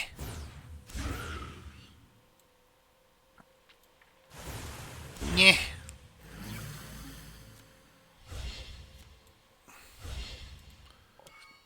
I need more Aether. Yeah. It's problematic.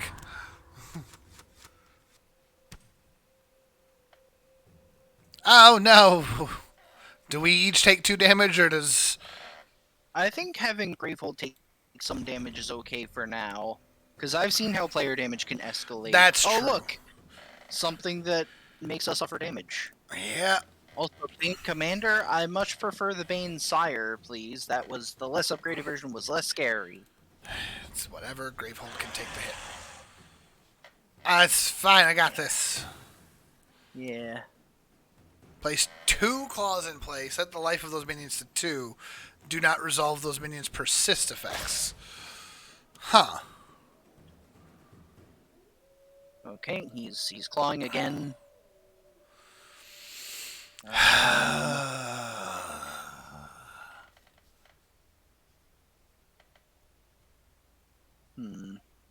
You can kill this one here, correct?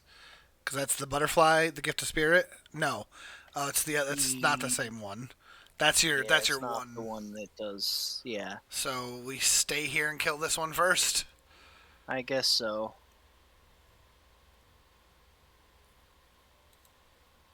We have to kill that Sire Commander too. This is I don't like this. Yeah, I'm not thrilled with this.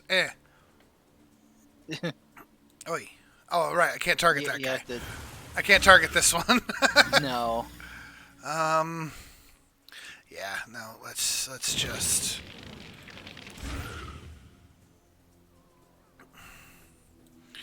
prep a spark.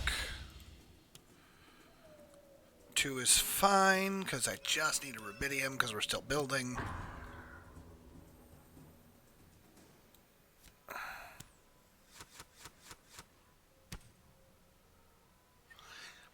Okay. Alright, finish that first one And off, I at can least. finish it.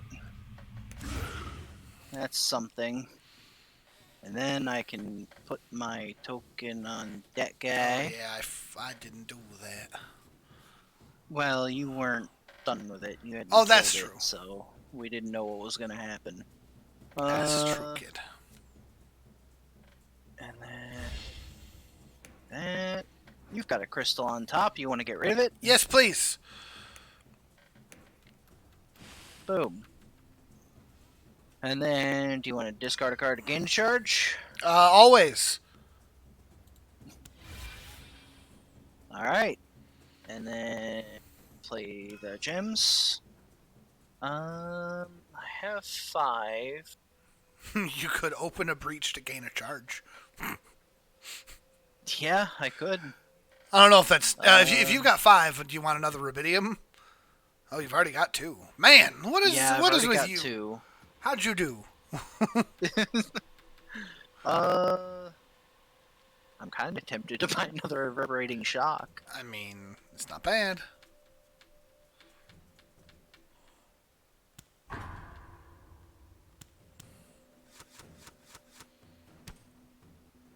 Okay.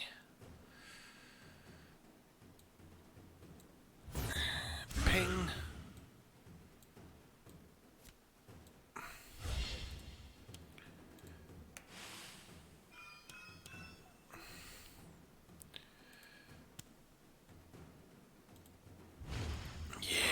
Yay, surge token! You're starting to surge it up.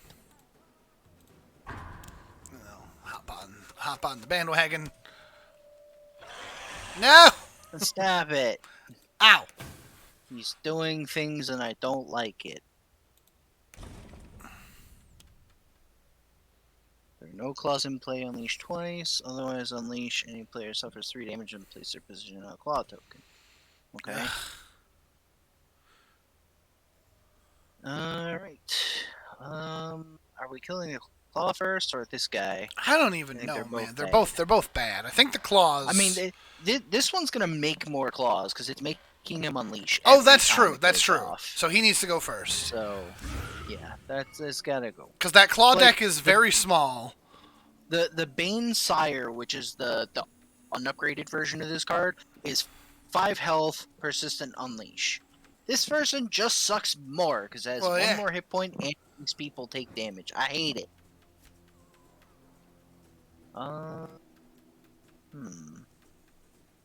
Question is, do I want... Well, first of all, do you want a charge? Yes. You're like, always yes, every time, forever. Yes, please do, yes. Play all gems. I have 7 ether. I could just open my 4 breach if I wanted to. Yeah. Which would get you a... It would get you a charge. I don't think I actually do, though. Not yet. Not yet, because I think... Could still keep building.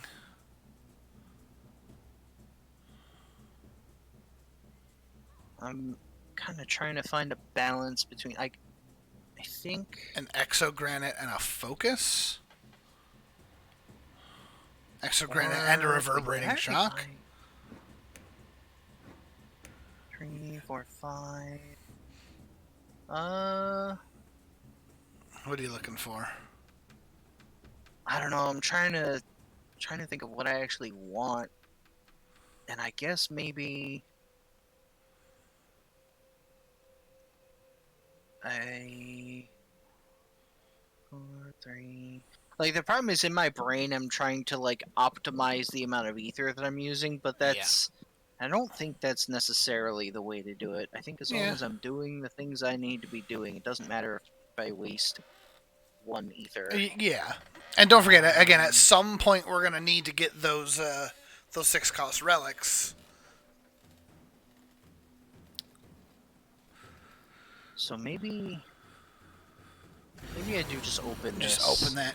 does gain me a charge, then I can put that there. That works too. And yeah, well, if we can get to the point where we have a spell that can do 5 damage, that will make things much easier. And that's why I need to get my my base breach, my ancient breach, just rocking.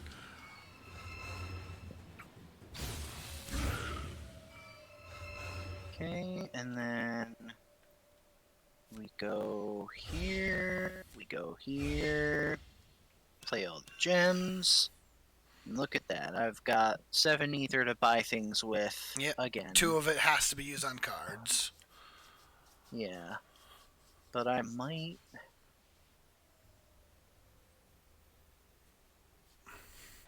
An exogem and 2 charges. There is a part of me that kind of wanted to go that way. But I'm also worried about falling into my old bad habit of loading up on gems and then not doing enough spell casting. Yeah. Again, the thing with the exogem is you could buy it now, and then the first time it comes up, you can immediately break it. I'm also thinking I could just get a second cage fire and get through these crystals faster. That's true. And when you're done with them, you can just heal. Yeah, exactly. This can destroy itself. So maybe I do that for sort of almost for free, and then I can spend 4 to either gain 2 charges, focus a breach, and heal someone for 2, or just force this breach open. Which would get you another charge anyway. Oh, that's a good point. Yeah. And it gets me closer to gaining a charge every turn. Yes. Getting them open is important. Stop it. It's fine. I'll take it. Yeah, the time is going to be the real kicker. Well, on here and on the pizzas. This card spends 7, power 1, unleash twice, and Gravehold suffers a damage. Which also means he might just do that before we can do anything about it. I'll move over to that one. Oh, hey, look! Also, yeah, he is throwing claws down very quickly, which is terrifying because he will eventually just kill us. I mean, he's about to put 2 more of them into play immediately. Actually, is he putting in all of them?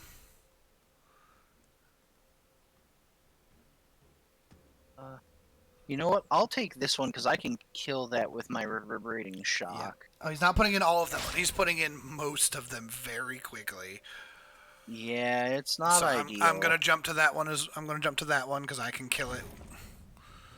I can almost kill it with a title search. Also, I think he is. I think we just lost. Unleash, and then any player suffers 3 damage. Yeah, and he's got 4 Nemesis tokens now, which means he puts out another claw. Oh, and then... Oh, right. And that whole thing is, and... I can't... I have to move... whatever. I think he just ruins us. I think we just died. Yeah, he went just too fast. Yeah, and then his attack is unleashing twice. So he's technically putting in 2 claws that we didn't have. So we're super dead. Because as soon as he draws all his claws, it just ends. He gained... See, that's what I was worried about with the Sire, because I'm like, he's unleashing extra time, and then he also happened to get multiple attacks that were like, by the way... That's fine. Let's just try that again. I don't think there was anything... Is there anything different you want? I don't think we even need to... I don't think we even need to change anything. It's just it was a bad sequence of events, and we weren't moving fast enough to deal with it. Yeah. All right, let's try that again.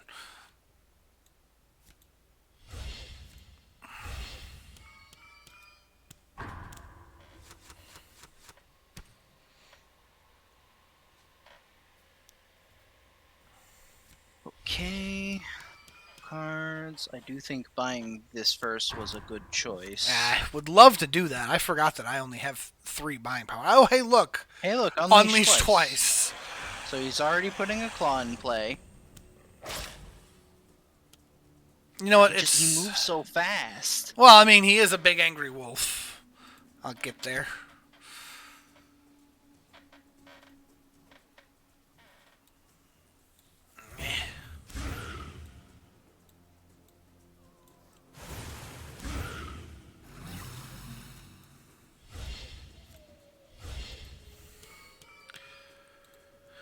I want that 4 so I can get that reverberating shock.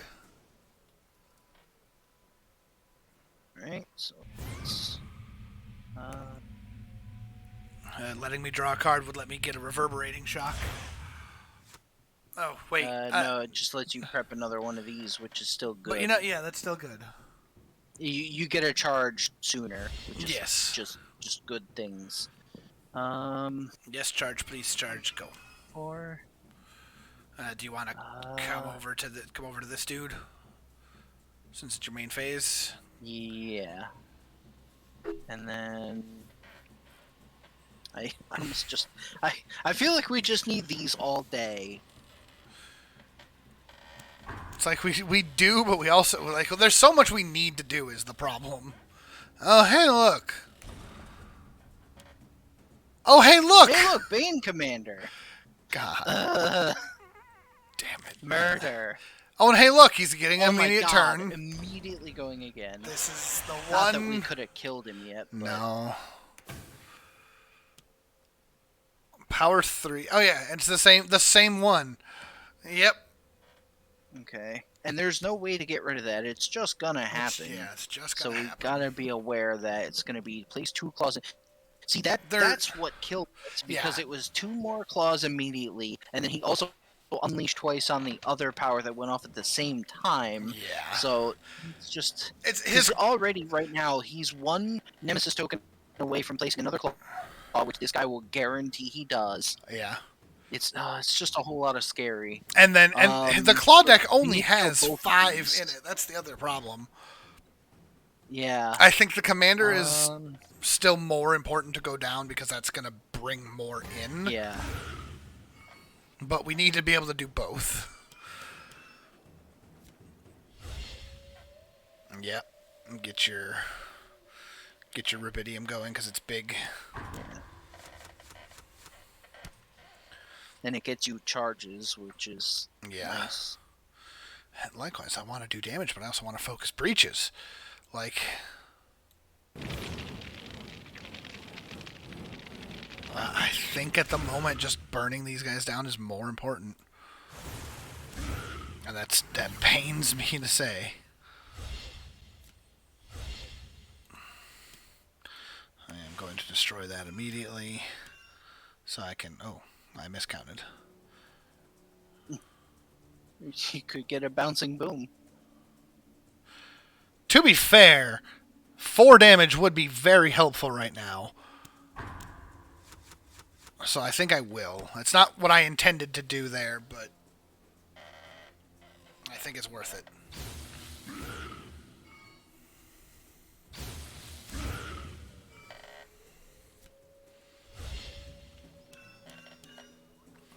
Alright, so I could... The problem is I want the caged fire because I want to start destroying crystals, but I feel like I just don't have enough time for this. Yeah, I think especially we gotta... since this being our only card removal just sucks because it's so specific. Yeah. It's like you can't really use it very well. Like I don't think it's a bad idea. Like you could do that and then open a breach. Or that and another shock.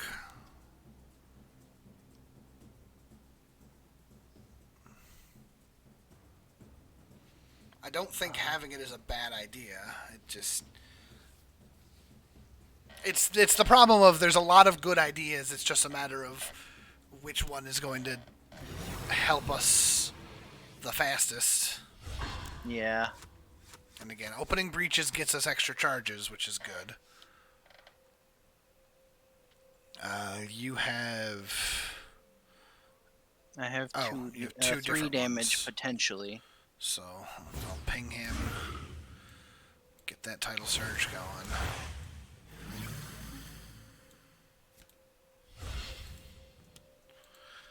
gonna do The the scary 2 on thing that is, one. depending on whether or not he draws a nasty attack, we could lose right here, right now, already.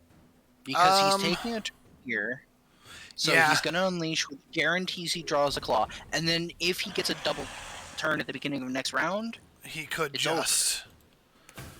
because Yeah. it will be over. Actually, it doesn't even depend on what he draws, because the Banesire will already guarantee Yeah. he puts down 1 more claw, and then that power puts down 2 more, which is 5. Yeah. So he's just brutally aggressive. He's Like, very, there's very not- fast.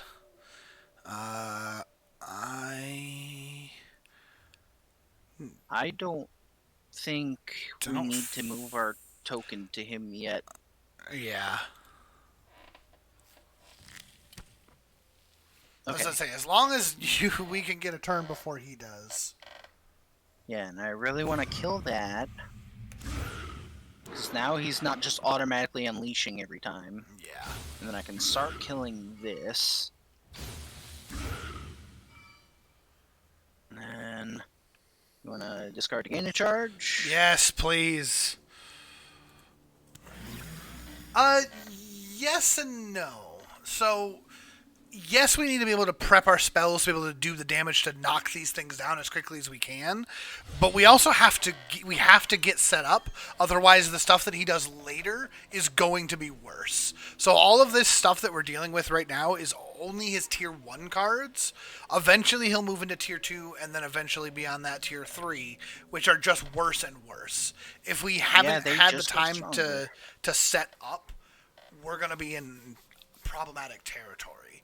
So, like, we have a setup here where, like, in my case, I need to be able to use my ability as many times as I can, making my breach stronger permanently. So, like, this, I mean, you saw in that last game, it's the difference of, my spell doing 2 and 2 versus it doing 3 and 3 or 4 and 4 or 5 and 5, and that ends up being a major difference later on. Gravehold can still take the hit for now. Oh, hey, look! Unleash. It's unleash and either return a position token or suffer 2 damage and discard a card. I think return a position token sounds fine. Yeah. Who wants neither who of us wants can it? currently do enough damage to kill the thing anyway, so That's true. it doesn't really matter. I guess yeah.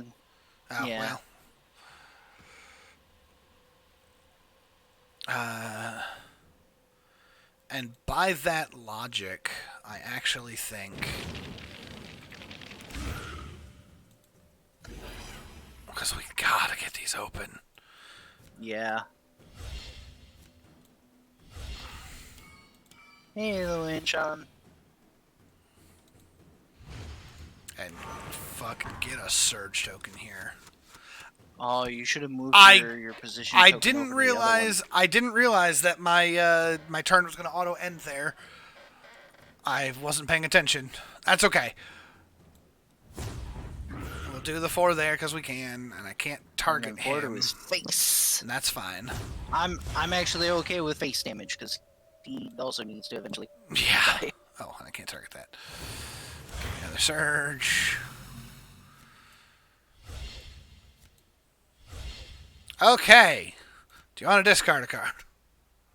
Yes. Okay.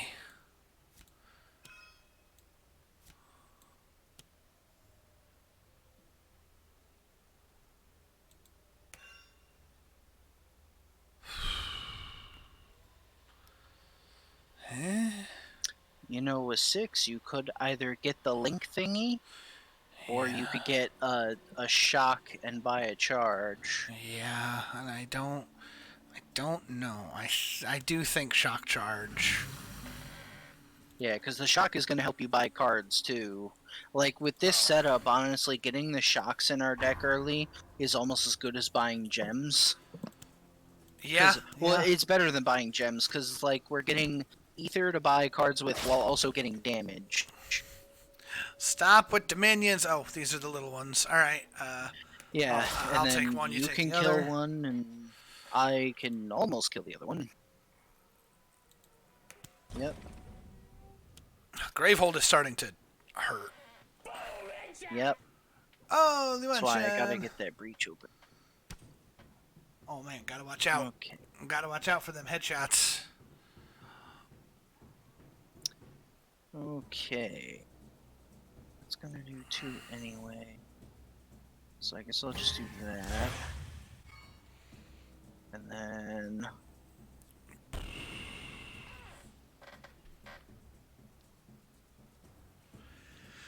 And that's another power that we can't get rid of. It's just going to happen. Because of course it is. Prime sub spent on GDQ is money well spent. As much as I appreciate the money here for obvious reasons, Doctors Without Borders is a good charity.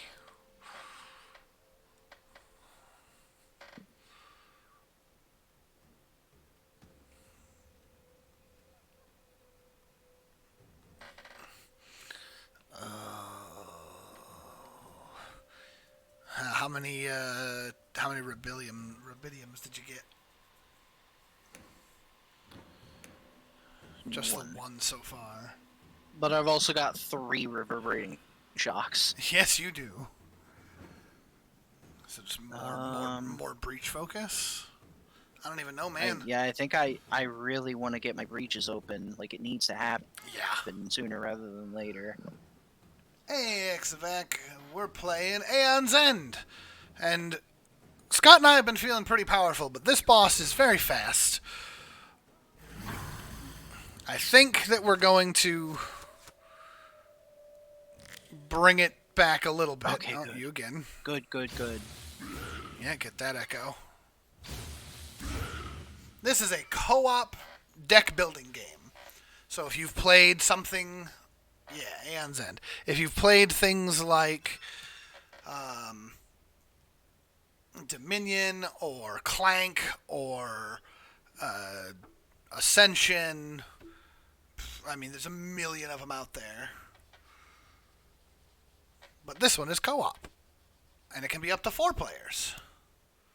There's a lot going on. It does make it a little hard to be like, okay, how do I explain what's going on? There's a lot of pieces. In each round, there are 6 turns. The boss can play two turns. I get 2 turns, and Scott gets 2 turns. Also, just immediately be like, yep, 2 on him. Oh, that wasn't the echo.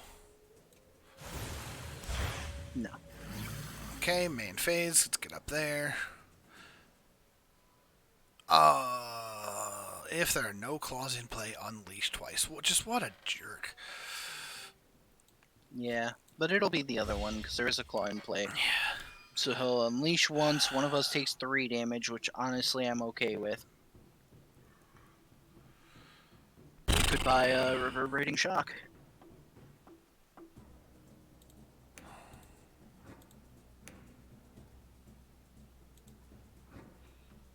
I'm so tempted to just buy 2 chargers instead, but I think getting the shocks. Okay. Oh, I can just kill this claw. He'll unleash twice instead of once, but that just means that he's getting 1 extra nemesis token instead of just hitting one of us for 3. Yeah. Moving her. So I think that's better. I do think that's better.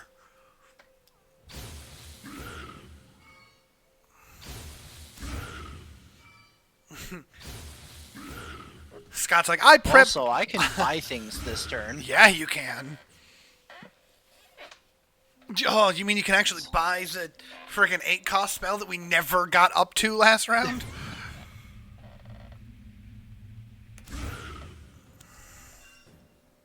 You want to get a charge? Yes! Yes, please! And then play all gems. I have money. You really do. You have 13 as long as you're willing to buy cards. Oh, we're out of... I just realized we depleted a pile.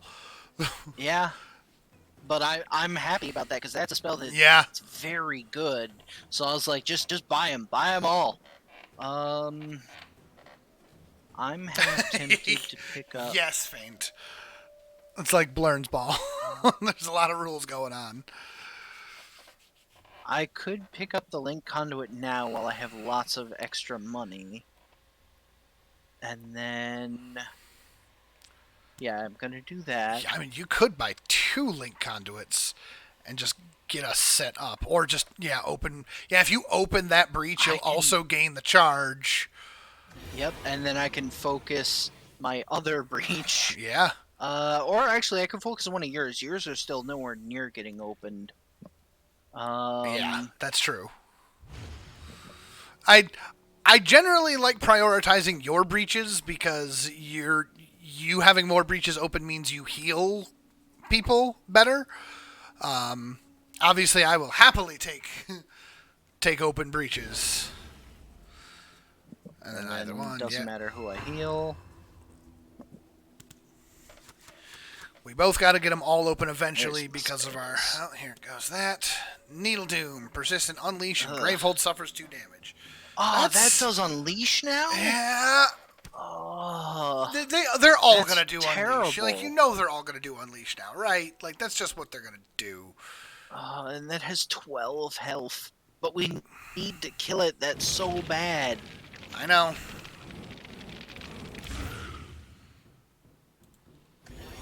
But... Okay.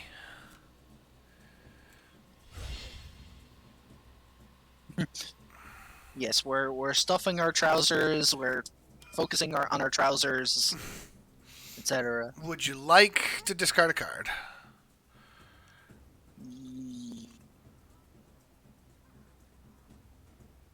Question mark? Exclamation point.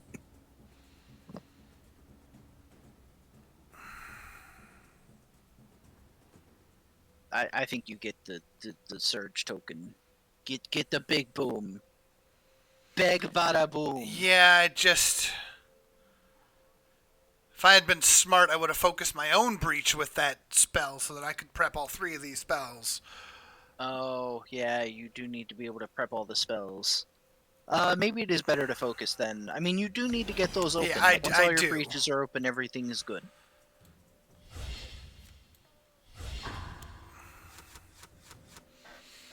We'll be doing much, much better. Alright, what is all that? Hey, one we can actually get rid of. Oh, except it's a power 1, so... which means he's going to get it off if he gets a turn before us. And he's already putting out 2 more claws here. One of us should take each claw, I think. Yeah. He's getting 2 claws? Uh-huh. Because he had 6 Nemesis tokens. Jesus. Of course, there it is. Which is another claw because he's unleashing 3 times. 2 more claws. 2 more claws? No, you're right. We have to start taking that damage. Yeah, because I can heal the damage on us a little bit more efficiently. Oh my god. Are you serious? Are we on the verge of losing again? It's certainly not pretty. If he gets another turn... Yeah, if he gets another turn, we just lose again. Okay. And we don't have enough damage to kill any of these claws yet, so we actually need multiple turns here before... Oh my god. And yeah, uh-huh. Also, keep in... part of the problem... Oh wait, that's 2... Keep in mind the other problem is that we can't place our token this turn either. Yeah. Oh no, I'm sorry. It was just that with was while these. he was putting those out. Okay, that's fine. But yeah, if he gets a turn here, we just lose. Okay. No, I can stop him. You can instacast, yeah. I don't like it, but I'm gonna do it. but then I'm going to cast this. It'll do 1 damage and get 2 charges back. That will at least give us a little bit of breathing room. Ugh. Breathing room might be a little generous, but it's not. It's more. Yeah, death. it's more than what it was. I'll go here.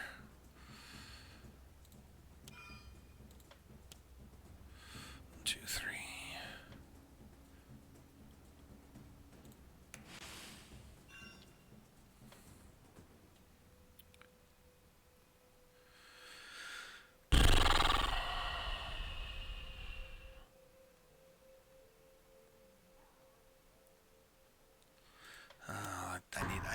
We need to get more claw murder happening. Oh boy. That's okay. That's why I cast the spell instead. And then we need to. I hit the wrong one. Yeah, we need to suffer damage because Gravehold is in a very bad way. Oh, Spend hey. 8, Jesus.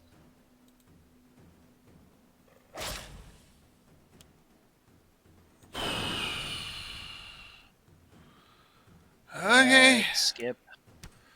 Well. That doesn't matter. Okay, Okay, but we. Okay, your 4th breach is open, so you can start healing Gravehold. Yep. And then I'm gonna do this. And now that gains you a charge immediately, and now you're getting a charge each turn, which is good. Yep. So now if I get. Well, we're each gonna get another turn at least. Yeah. And I think we can each kill a claw, so that's something. Yeah. Yeah, so do that, that, and heal Gravehold for 1. That's like that's a 33% heal. Good job, Scott. And then this though, like we can't do that. What's 8 ether? Yeah, 8 ether exactly. Now, to be, was that we take 4 damage? Yeah, it's we take 4 damage. Because technically speaking, as much as I hate to admit it, he can unleash 3 times and we're not dead. It's just not pretty. Yeah, it's really not pretty because any of these claw. Oh, that's doing 2 damage to Gravehold, and any claw that's not blocked. Got a that's position right. marker on it is doing 2 to Gravehold. Oh so God. We're in a very bad way. Yeah.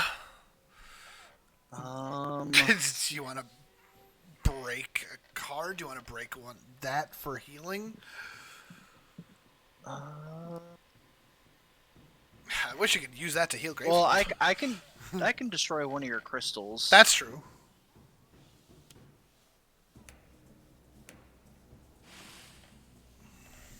And then I could get the link conduit. I could get a bouncing boom. I don't even know if the link conduit's really going to be helpful. Oh, actually, I already have one. Never mind. Oh, you do. So we each have 1. Yeah. As soon as one comes up, I might get a bouncing boom then. Go for it. Or actually, maybe I'm fine with just Fatal Harmony and then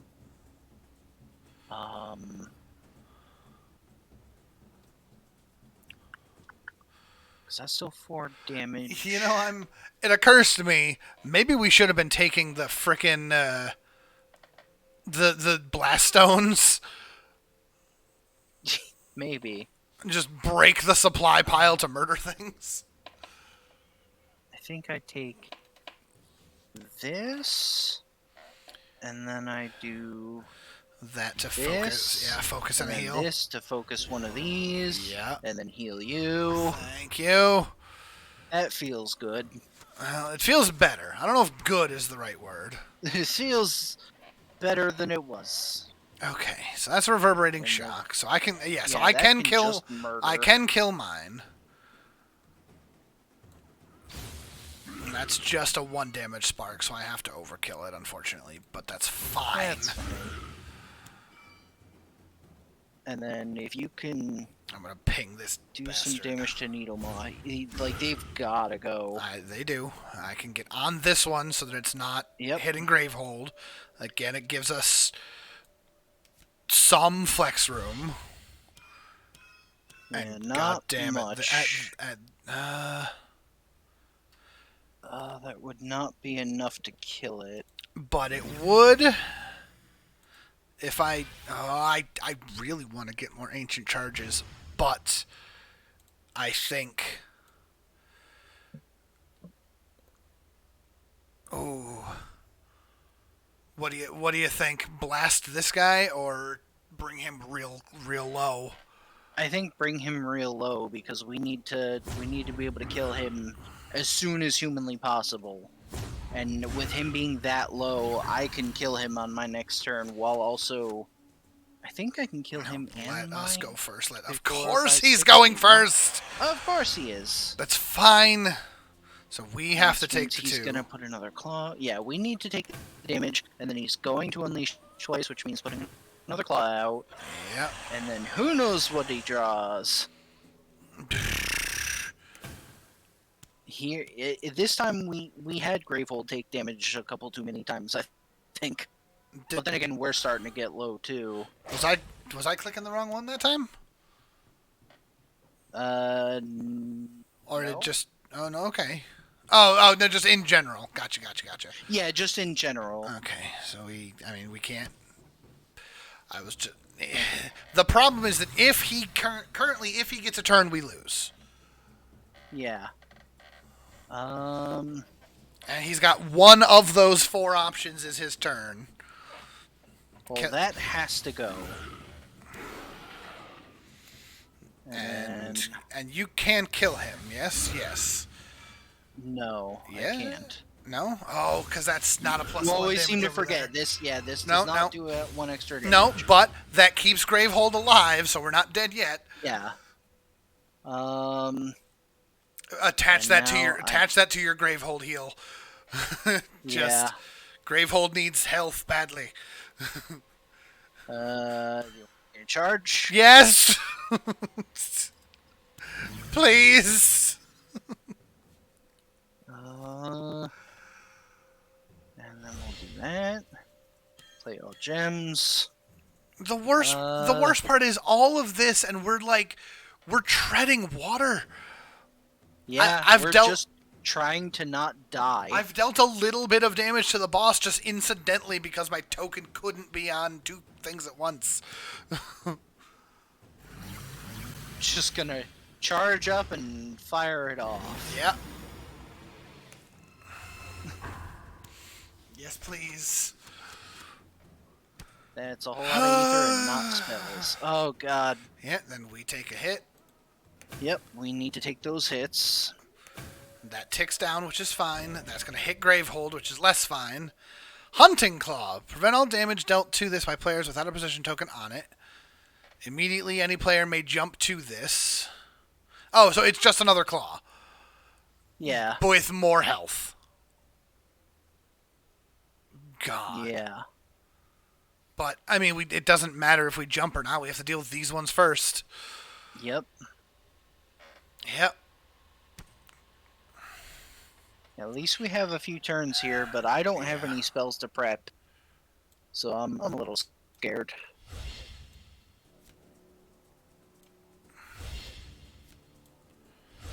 You want to discard a card? 1, 2, 3, 4, 5, 6. No, because I need all my gems to get to 7 ether so I can get rid of that power. Okay. This is currently doing... This is the weaker version. I will buy one of those, use it to get a surge token. And you... Okay. I will poke that for 1. Yes. On my turn, I can kill the one that I'm on my turn, thankfully. I'll leave the bigger one to you because you do more damage than I do. Yeah, we have to. If we can run through, I forgot. If we can run through the entire threat deck, that does help us, right? If the Nemesis deck empties and we've eliminated all the minions and things, then we win. So And if he gets a turn and there's no Nemesis card to draw, he just, I think, unleashes twice or something like that. I don't remember exactly. That one doesn't even say. I don't even know.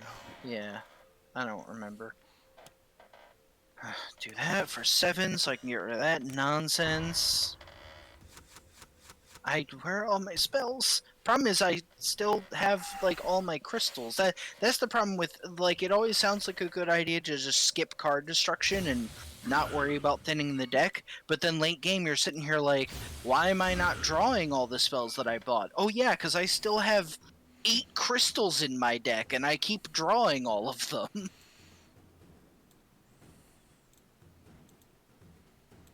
Why can't I?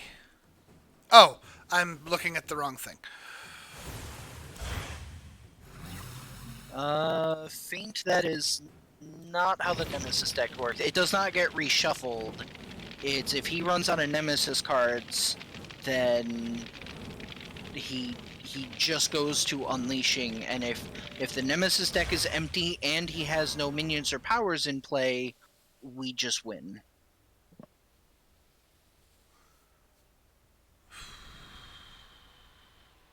Unless it's different from the online on the online. I would hope not. Put that here. That seems like it would be a pretty drastic and odd change. Let's do this. Now you've got some damage. Don't forget to position. Yeah. Yeah. Yeah. If he has all his claws out, we lose. Here, kitty, kitty, kitty. Yeah, the claws, we lose the game, but the Nemesis deck is actually kind of good for us to be empty. It's okay. Yep. He's hurting us. Close to killing us. Unleash twice. Unleash twice, and the lowest. Oh, one of us is dead. Okay. I die.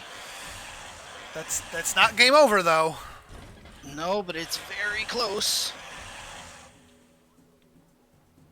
So I lose one of my breaches, and then we get 2 claws out. It doesn't matter. It doesn't matter. Yeah. No, thankfully in this game, dying doesn't. Death is merely a setback.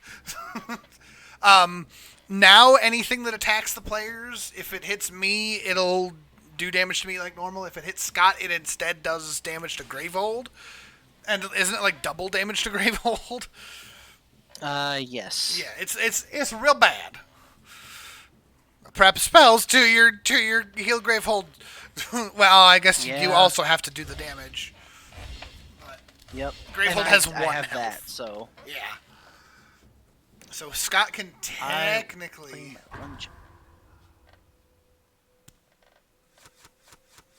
Gravehold's health is this number right here. He goes again. We lose. Yep. Couldn't you have not gotten a million turns? Oh god, this guy is just brutal. It's over. Just hit buttons. We die. Now, to be fair, this guy's brutal because it sounds like it's the end of this little campaign. It might be. All right. I'm curious. Yeah, it seems about right. Oh. No. After our second attempt, it just ends. It just killed us. Team's final spells dissipate as the battle draws to a close. This fight took a lot out of you. Even Talix's unlimited energy is flagging. Commander Soskel calls for a retreat, and you sink gratefully to the forest floor, leaning back against the tree. I mean, a retreat too! Commander, I found something odd. Rhea presses her ear to the ground and knocks on it 3 times. Noise reverberates strangely, as if she's hitting something hollow. I hear banging in here. No, that's an echo, Rhea. She kneels along the ground and pulls open a hidden trapdoor, revealing an underground bunker. You leap into your feet. Yep. I'm struggling today. Ready for yet another battle. Inside of is a massive metal figure with tongues of flame spilling from its joints. The armor lifts a heavy blacksmith's hammer and brings it down on the glowing edge of a blade. A squirrel-like creature is curled up on its shoulder, unafraid. This is the new best character. I don't even know what they do. Hello? Are you alive? Talix, my It's God, like you can't just... for metagame reasons, I'm like, I already know he's another breach mage we get to use because he's on the art for that 5-cost spell card that we got. Oh, yeah. Which was kind of spoilers if you think about it. It's true. I am lost. Oh, but we found you. Aren't we all, buddy? No, I think that's its name. Lost. Suit of armor nods slowly, the fire inside it cracking with motion. It points to the squirrel. Oh, man, thank you for the subs. Sogromio. Meek.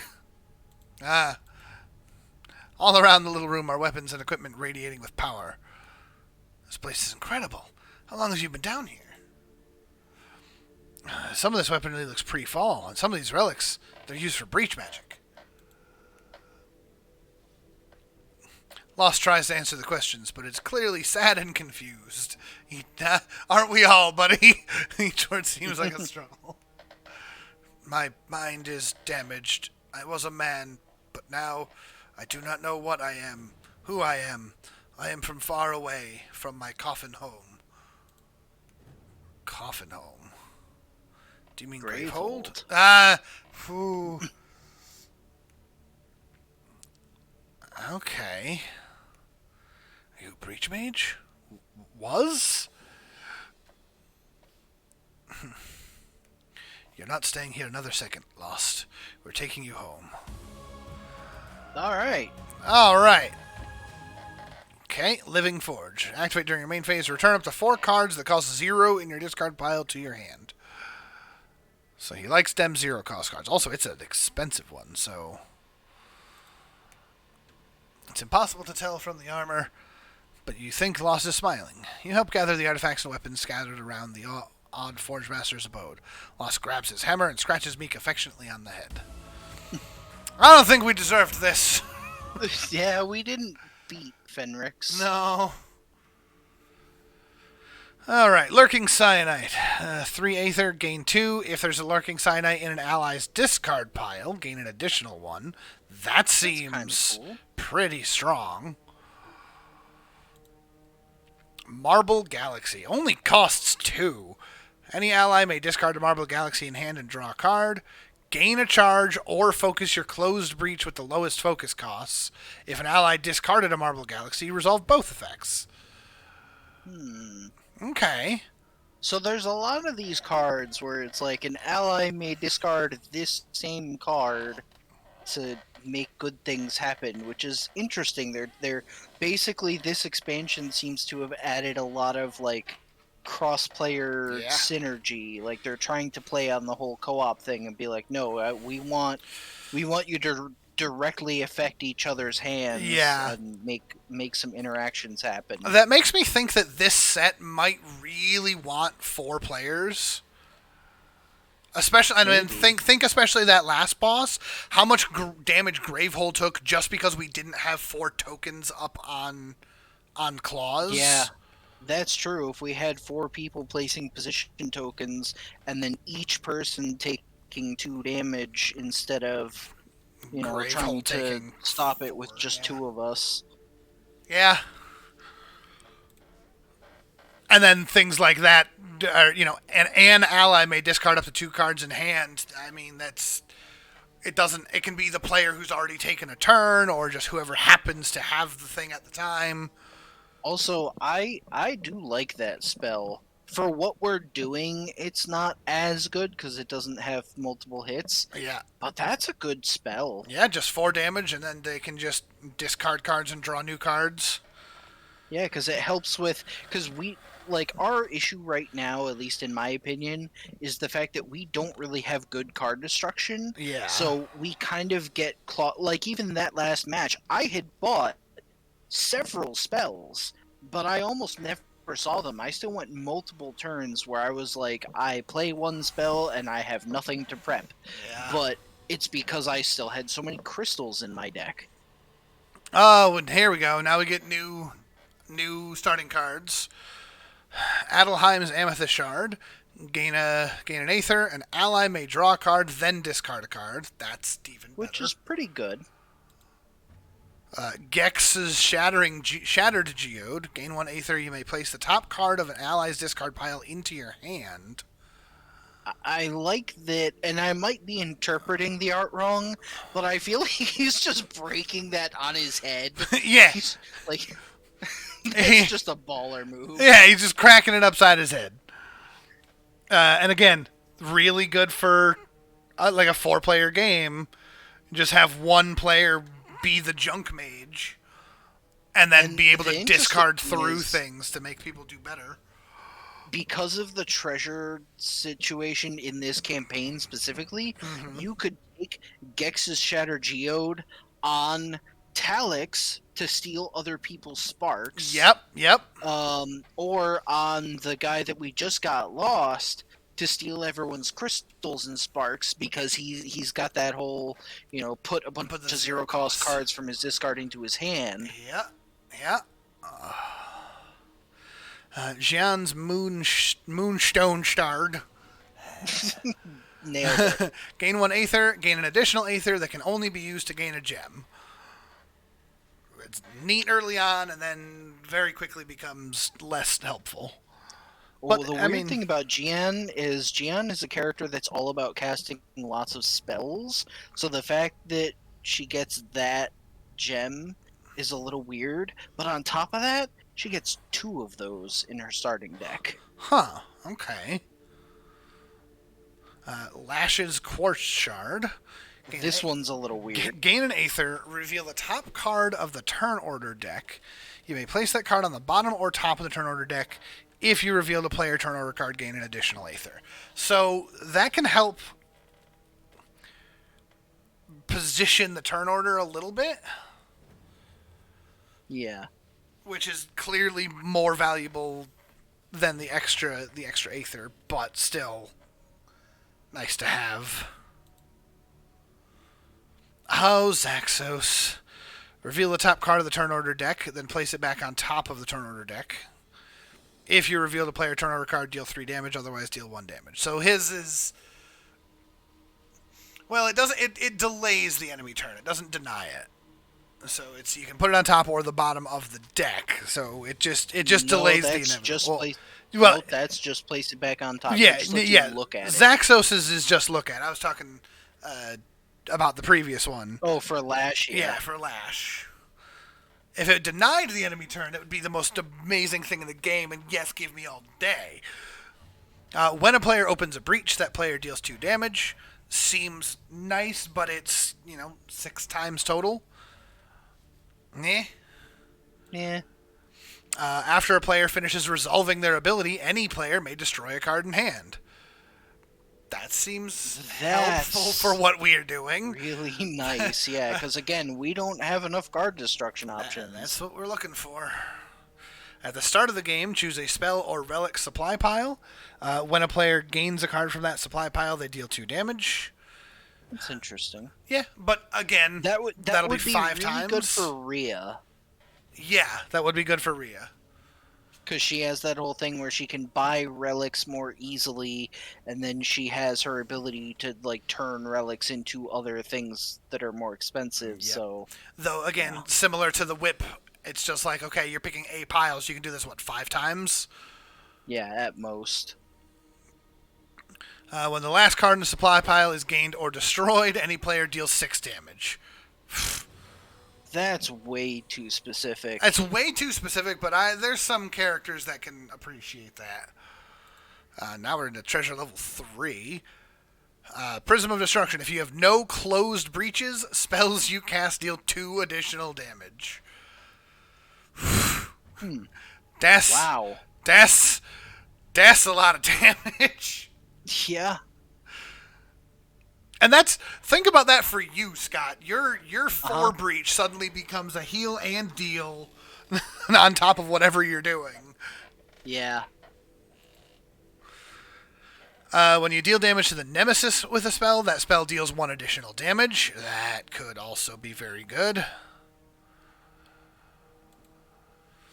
Once per turn, when you cast a spell that costs 6 or more, gain 2 charges. How about that? Interesting. And then when you play a gem that costs 5 or more, gain an additional Aether.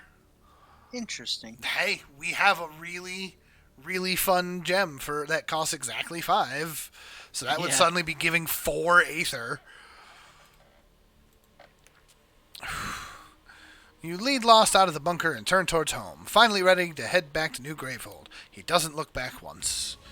You report to the Council of Elders upon your return to New Gravehold.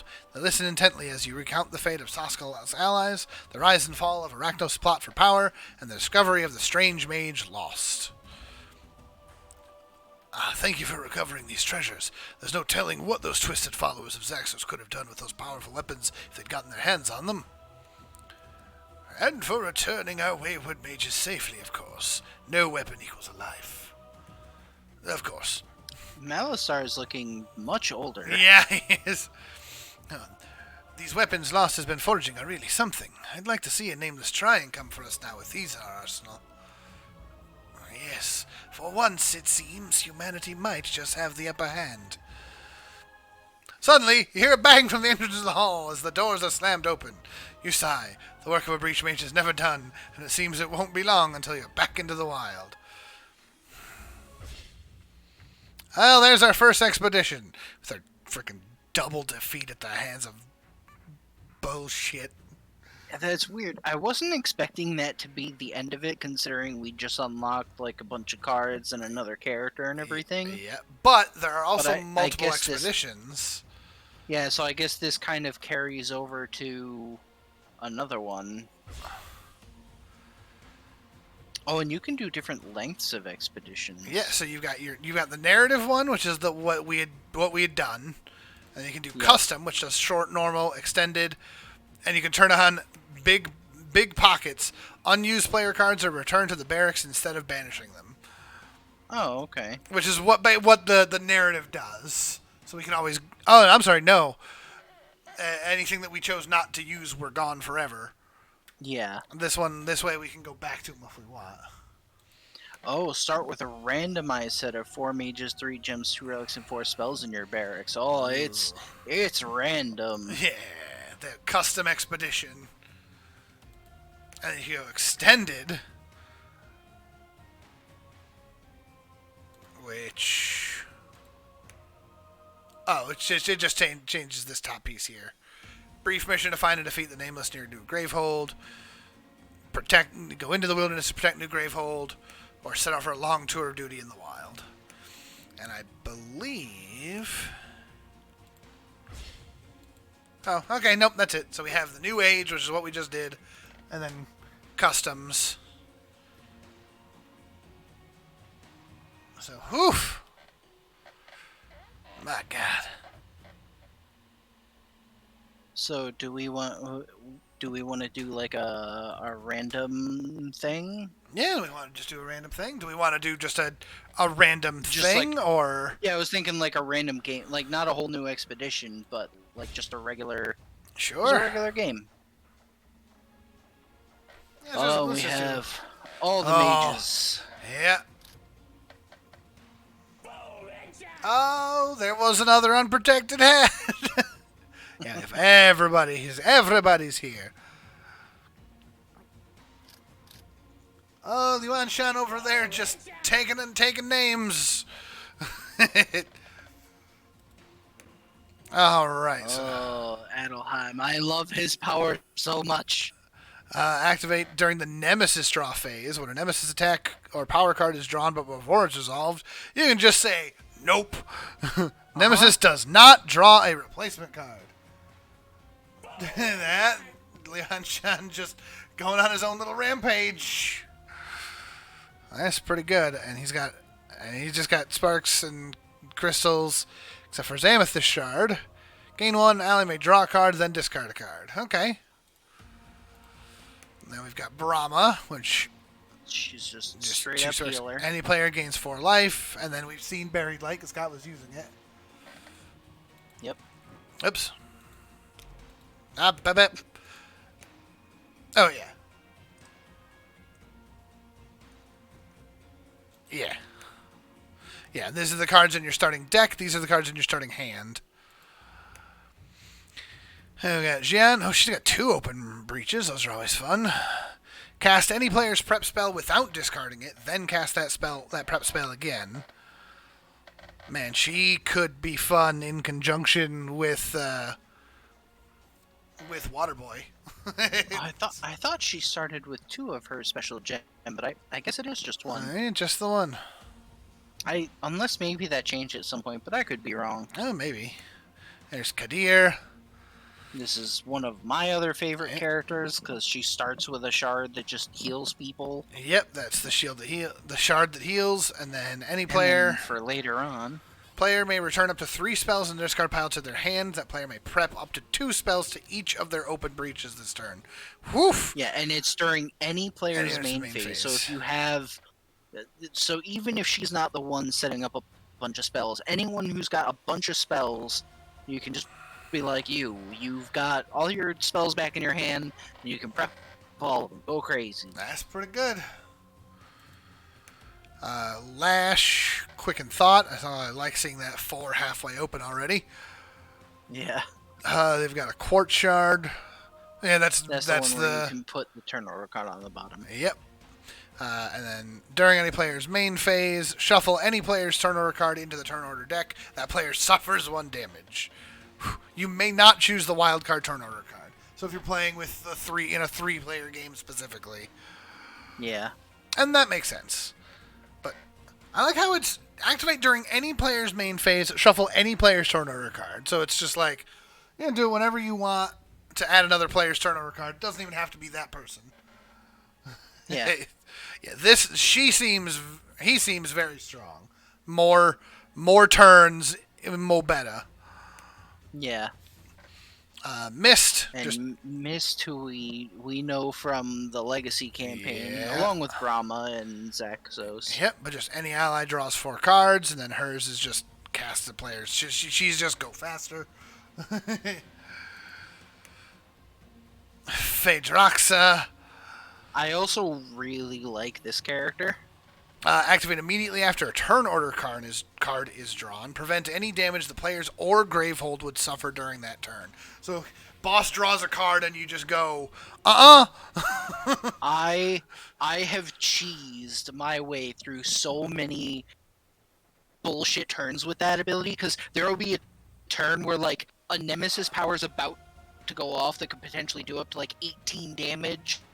Unless you discard a bunch of gems, and then he also gets an attack card that like does some other like player damage, and I'm just like, you know what? This turn, none of that's gonna happen. I'm just gonna ignore all of the damage. That seems pretty good. Also, she starts with the ability to let players destroy cards, just immediately. Yeah, they gotta take damage, but it does make them take damage. But as long as you've got a healer, that's fine. Oh, hey, look, it's Zaxos. And see, now I would like to point out that this is Zaxos before he turned on us. He already looks evil AF. That's fascist. Allies collectively gain 4 charges. Reveal the turn order card deck and return the revealed cards in any order. Whew. And then his is just... Oh, yeah.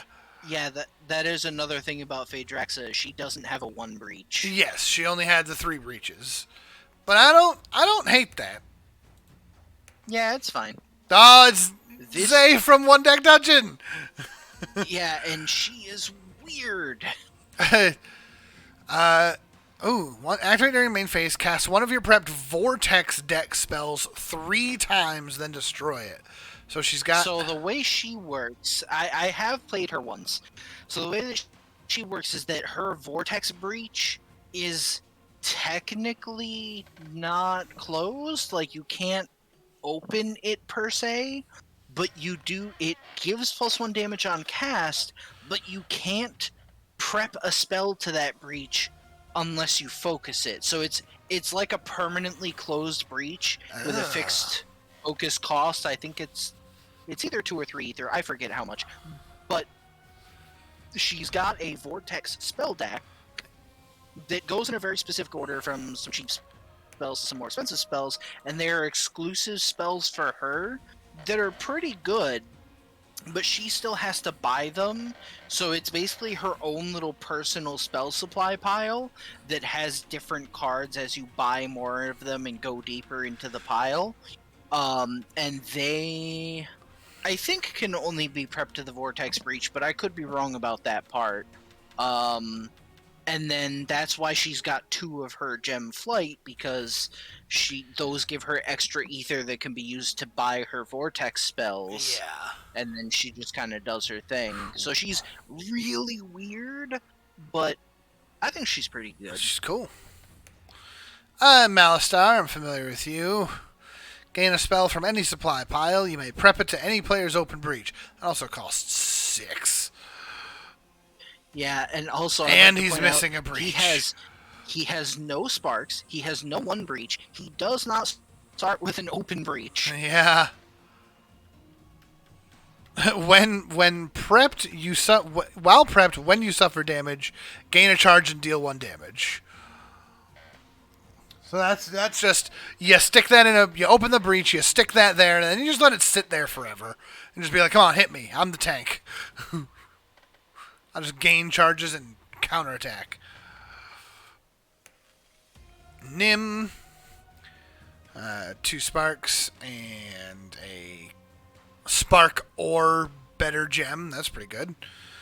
Discard the top card of the Nemesis deck. If you discard an attack card, discard an additional card. That seems really good.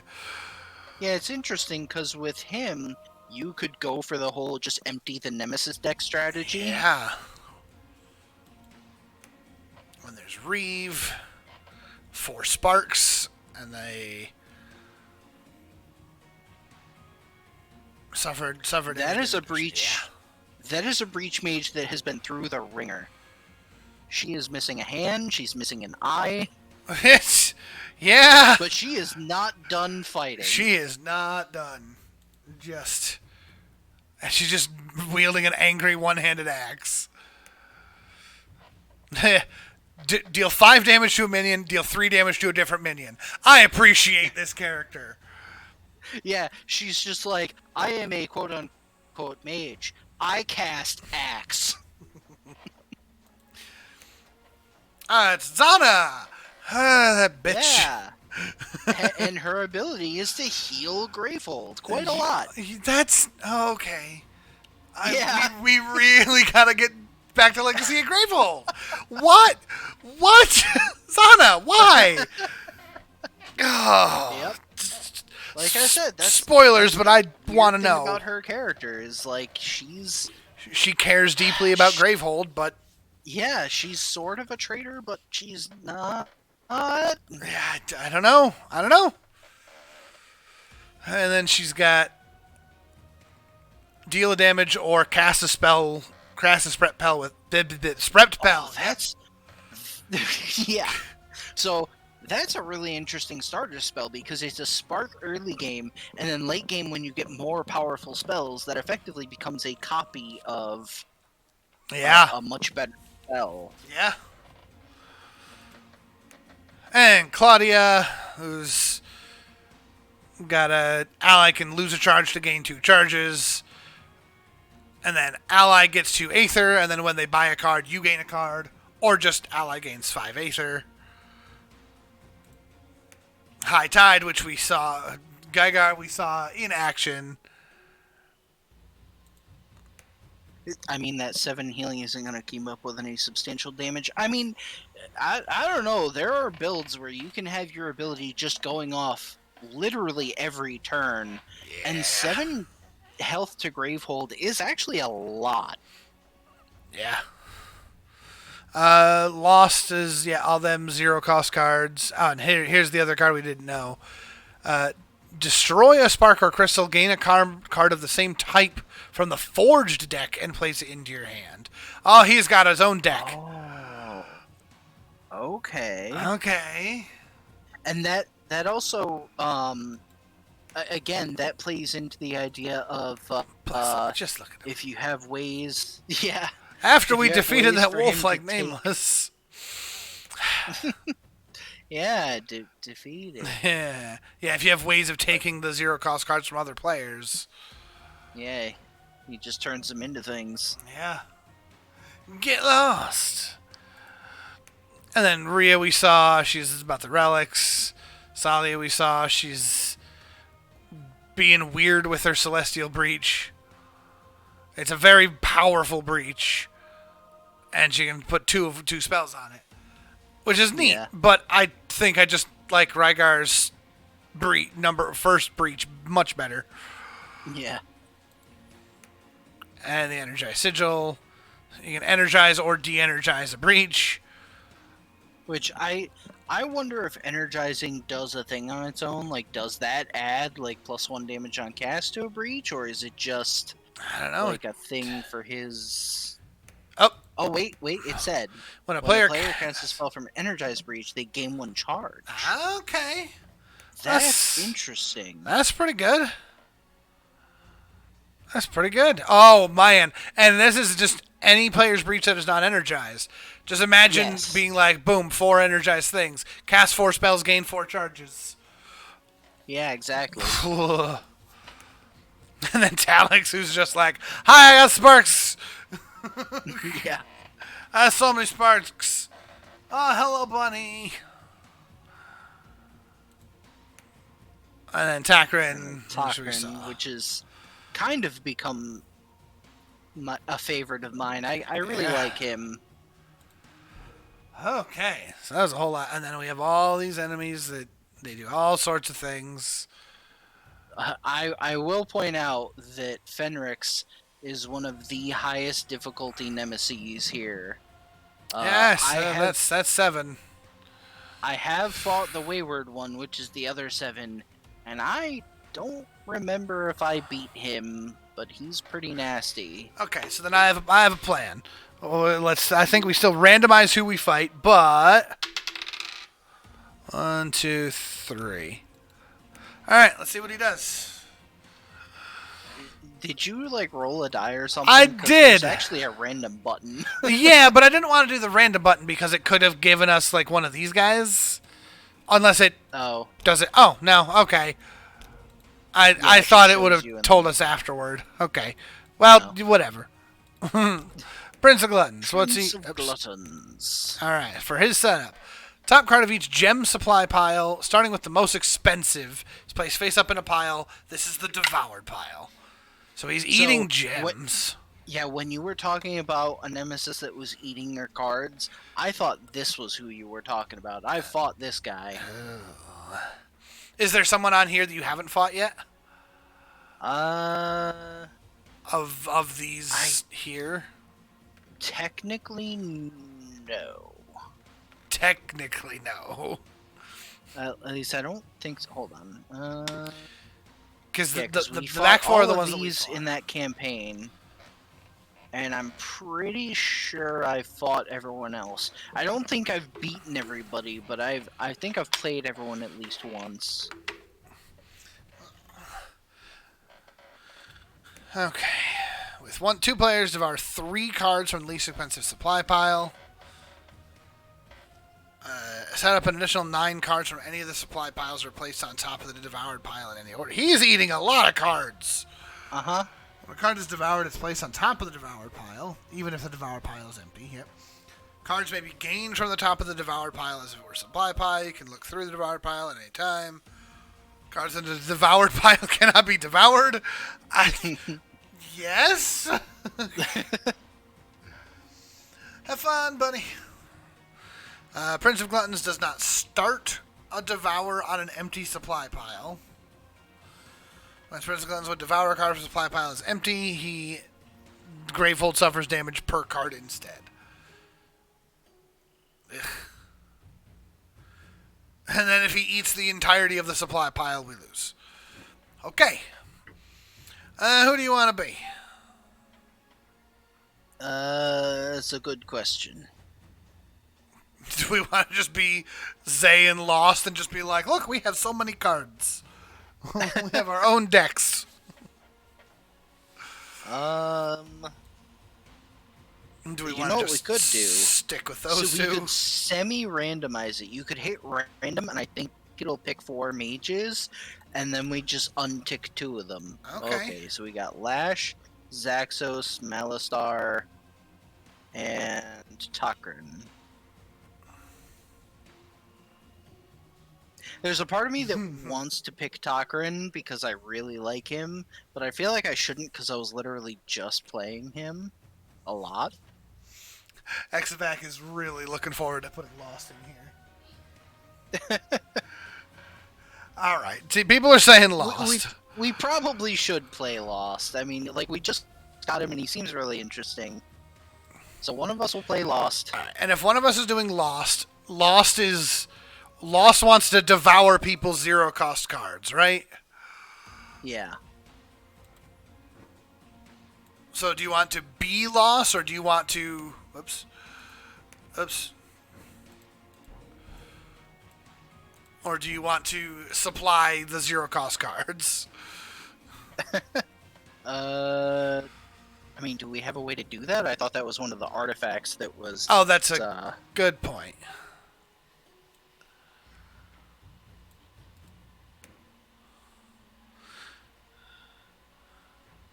Yeah, because we don't know what the Forged deck is. Forged Crystal and Forged Sparked. Cards in this deck can only be gained through this. Forged Sparks and Forged Crystals counter Sparks and Crystals, respectively. So he just has an extra deck full of Sparks and Crystals. Yeah. Okay. Eating contest. Yeah. You know what? Then maybe we should go, like, Lost and Zay. Just 2 people with their own personal decks. I like it. All right, now what do we do for And it makes sense because we're fighting the Prince of Gluttons. So he's like, I'm going to eat all your supply piles. And we're like, that's fine. We don't need them. So in that case, just bam. Just randomize. Oh, some of that looks pretty good, actually. I'm familiar with that one. I don't care about this one. Also, why? 5, 4, 3. Yeah, that's one thing that drives me nuts about the randomizing is that it just, like, it puts them anywhere. Banishing Topaz, gain 2. You may place a card in hand on top of your deck. If you do, gain an additional 2. Interesting. If top card of your discard pile is a spell, you may place this gem on top of your deck.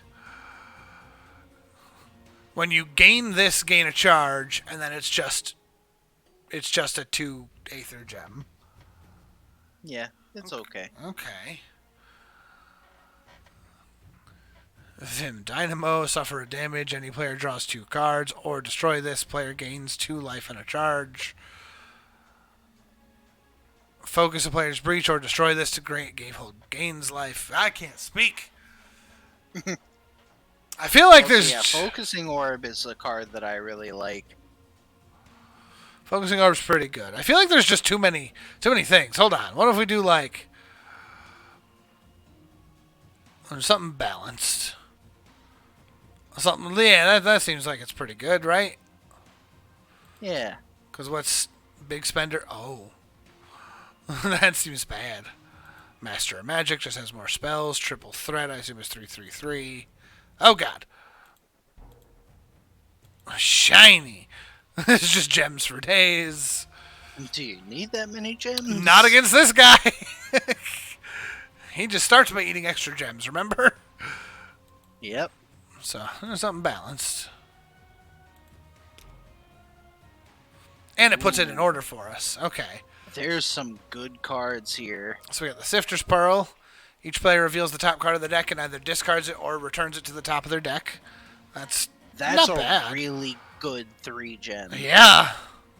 That one's just... And then Gain 2, an additional 1 that can only be used to gain a spell. That seems... Which that is one of my favorite 4 gems, because that makes it really easy to buy spells. Yeah. And then the recurring Jasper, which I don't... Hold on. Let's just get a better... The game is like, you really want to play this card, don't you? And we're like, no. Glass Core. Gain 2, you may lose 1 durability to gain an additional 1. When this card has 0 durability, destroy it. Huh. Yeah, so it's like the Exogranite, except that you can use the break ability 3 times instead of just once, but it costs 1 more. Yeah. Diamond Cluster, which wants you to have more Diamond Clusters. That's the Banishing Topaz, which seems neat. And then the Burning Opal, I actually really like the Burning Opal. You can discard a card to let an ally draw a card. Done. And the Clouded Sapphire is also ridiculously good. But Alright, what do we got here? Mage Talisman. Gain a charge, any ally gains a charge. That seems pretty good. Play a gem in hand twice and destroy it, or gain 2 Aether. Huh. Which is amazing, because you're like, this crystal, it's getting destroyed, and I'm getting 2 Aether, and I no longer have to see it again ever. Yeah. And Mage Talisman is okay. It's the why. Hold on. I just.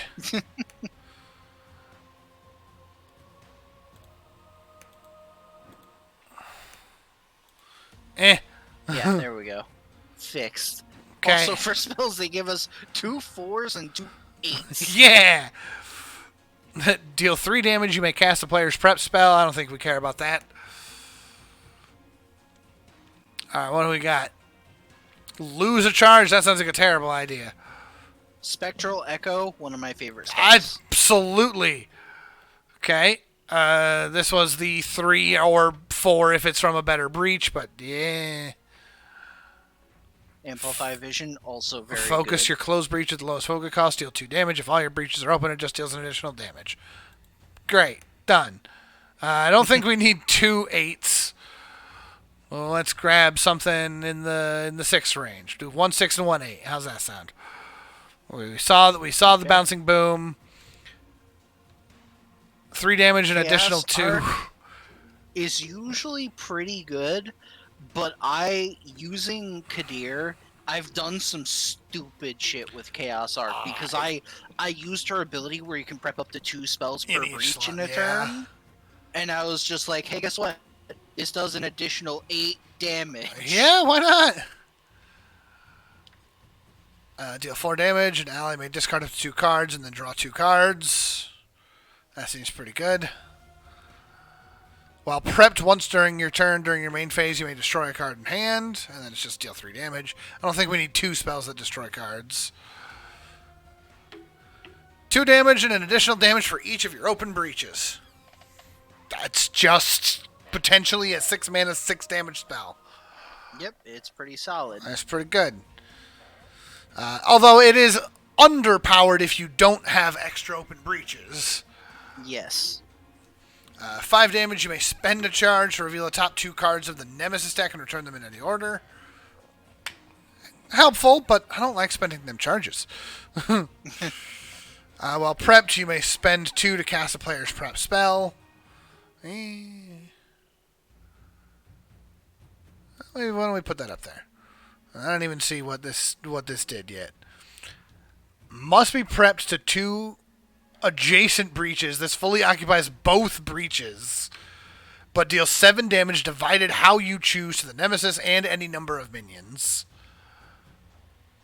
That is cool. Also, if you have a spell prep to multiple breaches, it does gain the beneficial effects of both breaches if they have them. Yeah.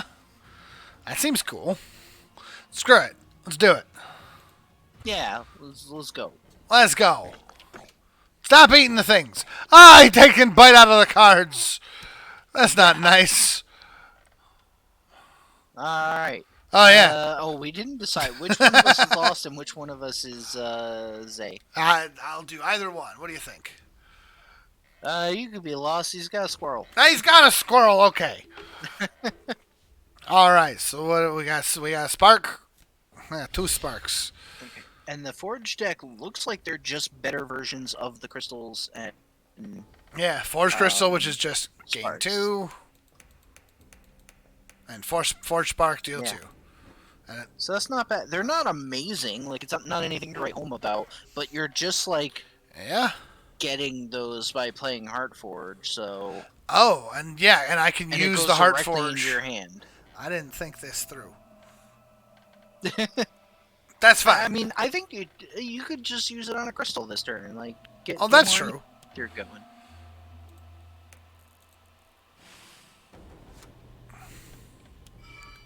So he's interesting because you don't need to get card removal with him since he will upgrade all of his starter cards. Is that the best use of my first turn? I don't know, but I'm going to do it anyway. To discard, spend 6 power to unleash twice. Oh, okay. I guess I'm sparking him. First blood. Second blood.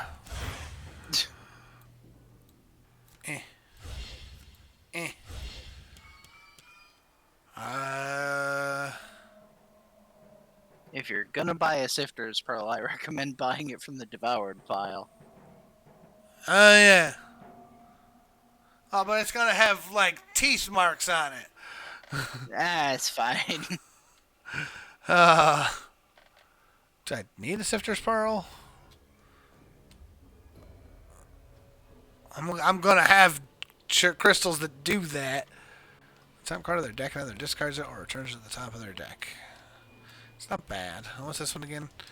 Play a gem in hand twice and destroy it, or gain 2, which is not bad. And then this one was 2 damage and destroy a card in hand. It's weird. Both of these are like the card destruction, but I don't. Yeah, you're playing a character that doesn't need card destruction. Yeah, so I mean, it's not terrible for you, but you don't strictly need it. Screw it. I'll do this. I'm gonna try to play this weird.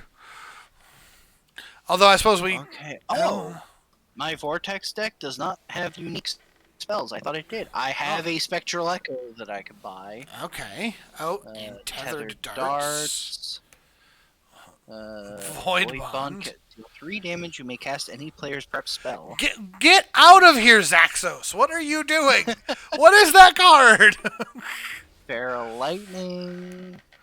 Planar Insight.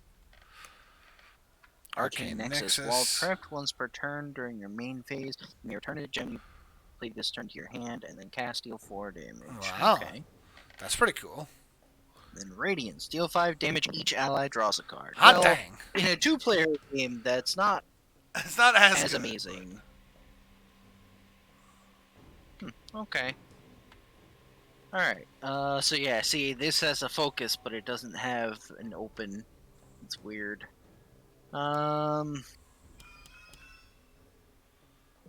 So I'm gonna buy that. Alright, Get some rest, Odin.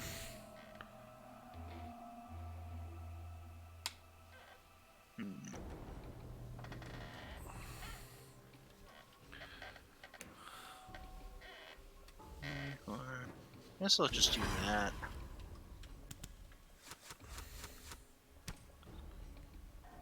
Okay.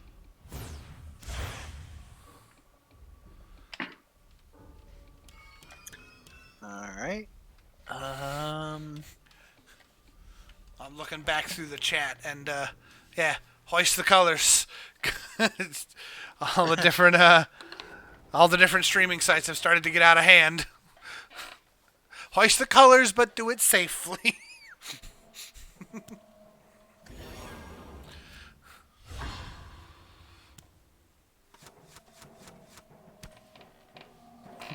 Don't be fooled by fake download links. He's gonna eat things. Of course he is. But I'm gonna eat things too. Get it. Ping. Ping. We'll prep 1 spark. Nah, prep both sparks. I'm just gonna upgrade the gems first. Forge a crystal. Look at that. I got 5 already. Nope, I don't have 5 because I didn't do that. You have 4. I have 4. But 4 is good. Yeah, amplify vision. You can start using that to open your breaches while doing damage. Yeah. I like it. I have plans within plans. So many irons. Stop it! Click a card in the supply to devour 3 copies of it. Yeah, so we're losing 3 of something, but it has to be one of the cheapest piles. That sounds butts. Yeah. Well, what are you thinking? I don't like any of it. I know. I guess we can do Spectral Echo since you don't need this card, and I already gained 1 of it for my Vortex deck, and I can buy 1 more if I want to. That's true. I like it. Munch. No, stop munching the cards. Oh, he's doing it again. Oh, right. He's doing it twice. Didn't get up to the 6. We're gonna run out of cards so fast. Sifter's Pearl? Yeah, go for it. I'm not buying any of those 3-cost cards, so... it's Nom Nom! I will suffer 2 damage. Devour 2 relics or suffer 2 damage. How about we take the damage? Oh, we can't heal it as well as we used to, though. Yeah, we don't have a healer. Oh, fine, whatever. Devour more cards. Sure. Oh, God, stop it. I I want those. Oh, no! Devour 2 cards from the side. Stop it! He's devouring so many cards already. This is bad. Oh, God. I'll take it. Okay. Alright, stop munching our cards. It's rude. So many freaking cards. He has munched a lot of cards. He's a hungry boy. He sure is. He needs to stop. He is a glutton. Spell. In fact, he's the prince of gluttony.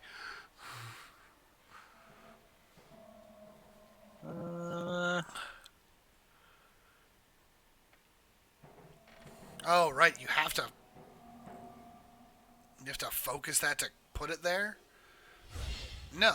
Yeah.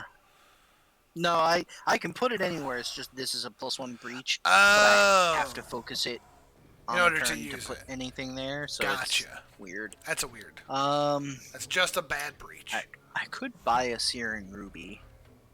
Before he eats them? Yeah. Well, he's already eaten this. Oh, that's true. I also really want an Unstable Prism though. But I have 4. Well, he's got one of them in there too, doesn't he? Yeah, but I'd have to dig for that. That's true. You can only buy from the top.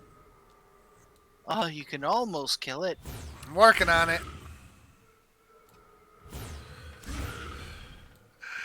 Prep a spark. Prep a spark. Play all gems. What is this?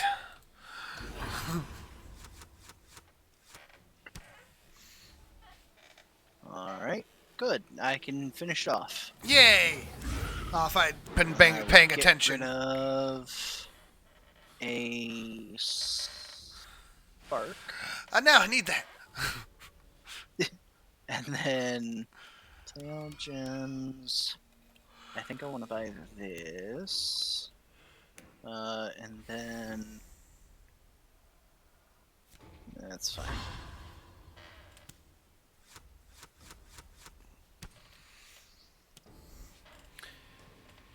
Hey, don't do that. Oh, that's okay, though. That just means that nothing happens with that this round, and then next round we just don't prep spells immediately. No! Stop it! Look, it's fine. We'll just let him devour 3 of the 8 cost spell. We're not gonna do anything with that, right? Yeah, we're not gonna get a lot of them. No! Stop it! The munching sound effects are kind of magical. It's the best part, yes, but I don't appreciate it. It's like it's the best part, but also stop it. Correct. Look at you with your 5 and 1 and 1. Yeah, I just got all kinds of ether. I need the butterfly echo thing so that I can get the one Yes. buy a card ether on top of all that. You just need to be the special snowflake with your purchasing power. Oh, You're one of those. James had cake earlier. Alea made a red, white, and blue cake for the day, and I ate some, and it was tasty. if I could amplify vision, technically, I think that would focus. Like once my other breaches are open, I That think that would focus my vortex breach for me when I cast it. that's true. That also means you'll never do full damage with that, but you know. Yeah. But if it's not So there for that,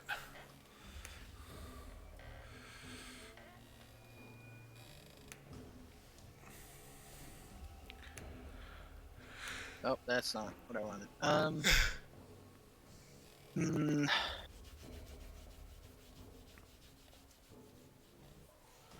I had cake and a snowball. also, I need more ether. Let's do that.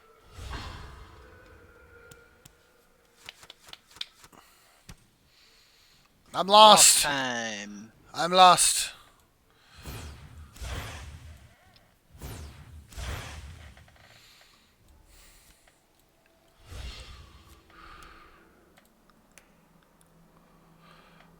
Oh It's yeah, now it's you can get an upgraded spark. as I it's weird. I actually can Oh. still forge a crystal into a crystal Yeah, just to get rid of actually, them. that's a good point. So even once you've upgraded all your cards, you can also continue to cull your deck with that. Yeah, that's pretty good. But for now, Mega Spark. Oh, no, no, no. Not that snowball, Absent. Oh, no, never that snowball. Also, I just realized it's 13 mana to open that. Oy, oy, oy. Yeah. Do I need another Amplified Vision? I'd be there for It's not damage. terrible. Or you could get the Searing Ruby. Ceiling Ring Ruby's pretty good. I don't know.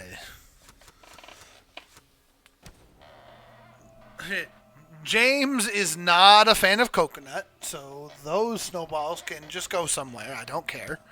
I don't care what people do with it. Snowball, the snowball that I had is it's basically it's shaved ice. And do.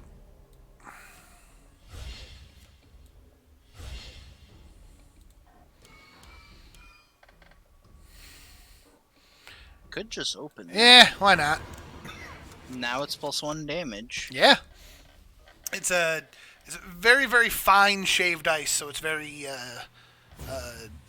like snow powder almost. And then this one was grape, so it had grape syrup drizzled over it, so it was very very tasty. That's not true. I had grape yesterday. Today was watermelon.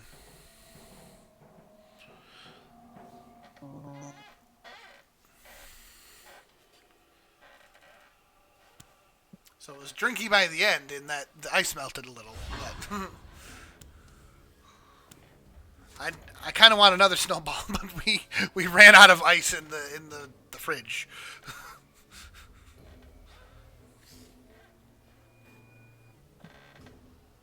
We probably should make that power go away. Yes. One of us is gonna have to. If I get my turn again, I'm perfectly okay getting rid of my jagged thingy.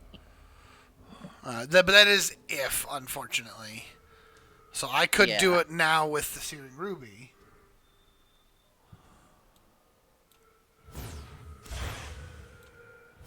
Sparky, Sparky. Sparky, Sparky, boom, man. Oh, you could upgrade another spark. Hold on. I seem to have frozen. Really? Yeah. Oh no. Yep, I've been lost. Oh, Are no. you somehow disconnected from the remote play I thingy? was disconnected from the remote play, so you'll have to Hold on. re-invite me. Uh, Thankfully, it's an easy fix. Woo. Bip, Yep. bip. And you should already have control again. We'll find out.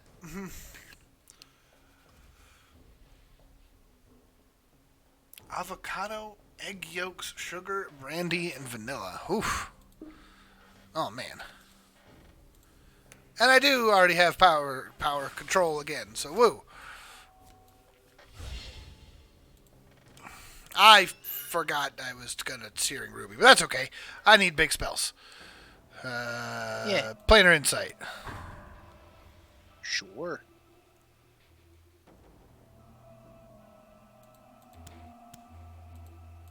Yeah, I like that plan because you'll get that with different cards. Yeah. Oh, no. I forgot about that. And it's either one of us. I can take the two because I'm still at full health. That's true. Oh. Advocat is a kind of liqueur. Oh, this guy is annoying. Oh, I looked away. What did that do? When this minion is dealt damage, he has to take 1 damage at a time. Any player suffers damage equal to this minion's current life. So we have to ping him 3 times. Which also means my wonderful spark that's over here gonna do 3 damage.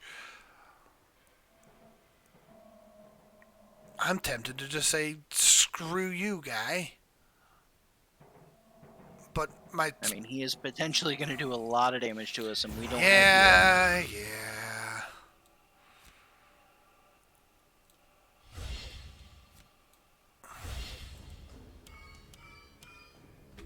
What is this? What is this 3 nonsense? You can't even focus your breach. Well, I know. Also, his ability is a lot stronger than I thought now that we know how the forged crystals and sparks work, because that's him putting a bunch of forged crystals and sparks in. Yeah, that could easily be. Let's just get 8 mana worth of crystals up and running. And then we're gonna get rid of Agony Field by getting rid of my stupid tethered dart thing, which I don't care about. Then we're gonna play Burning Opal, and I will actually discard this crystal to make you draw a card. That. So I could also get a Planar Insight. I might do that. For a brief moment, I heard explosions outside. I was like, what the hell? Oh, right, it's still the 4th. Yeah.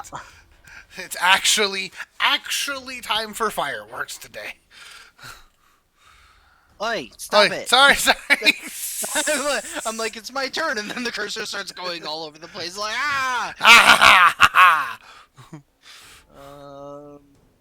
I'd like to see you play things now. I would like to as well. Man, this Steam Remote Play is going to be great eventually.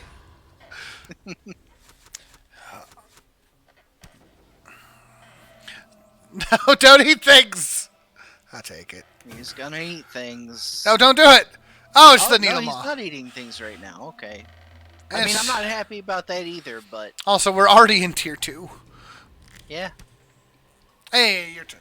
Ha I'm Alright. This is rude. I had to do it one more time. I will turn off your mouse privileges. Oh, no! I can do that. That's true, you can do that. That said, comedy comes in 3s. Get to destroy another crystal. Wonderful.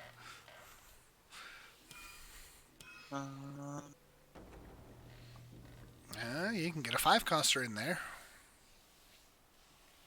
I mean, I can only buy the top card. Oh, you can only buy the top card. Yeah. Yeah. As long as you focus a breach, you can prep a spell to it. Yep. But if you Yeah, any spell that you have that's on a focused breach, you have or yeah, on a focused breach, you are forced to cast at the start of your turn. Whereas you can technically choose not to like I could choose not to cast these if I wanted to leave them here for some reason. I'm not going to, but I could. Yeah, and there are reasons to do that. The other thing about closed breach versus open breaches is that even though you can prep a spell to a breach that's been focused, you still don't get any benefits for special effects of that breach if it's not fully open. So, like his 4 breach right now, he can prep a spell to that because he focused it, Yeah. but he won't get +1 damage on cast that it gets when it's opened.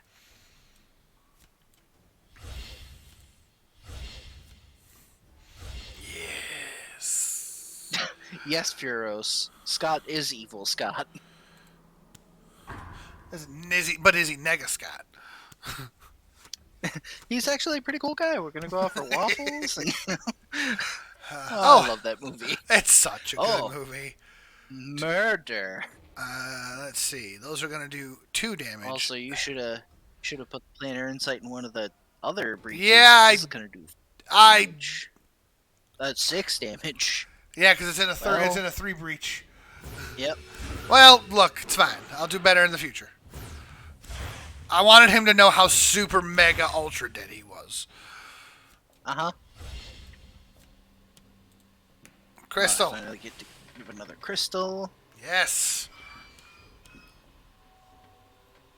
What do I want with 4?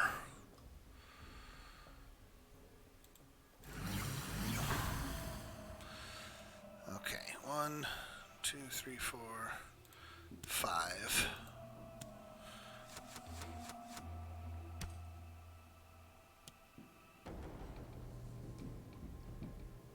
Oh, I don't like that. And devour. Wait, That's what? equal to its health? Oh, so it can just devour 7. Basically, if he gets 2 turns in a row for that, which he didn't hear, but he could have, and if he got another turn immediately, that just completely eliminates a supply pile. Yeah. And then he takes 2 damage. Okay. Alright, so bring it down to 5. He's still going to devour the heck out of something. Yeah. Which pile do we not care about? Because he's going to eat 5 cards. I'm going to discard... Actually, do you want to draw a card? That'll throw off your...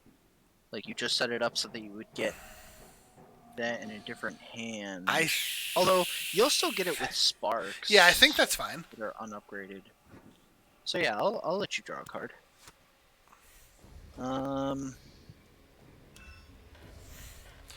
I believe each supply pile is it 5 or is it 6?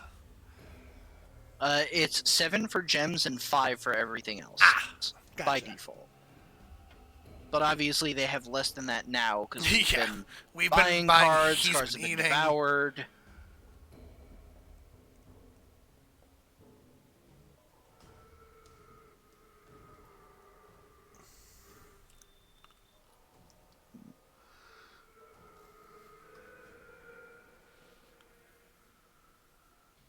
Oh goodness. Like I don't know what to do. Yeah, I don't know, man. More damage. Kill him. Feral Lightning's not bad. Okay. That's his turn, and he eats 5 cards. Which pile are we? Devours something. There's 3 in that one. There's 3 in that one. There's 5 in that one. There's 2 in there. There's 5 in there. There's 2. I mean, we could have it devour the last 2 spectral echoes. That's true. I guess.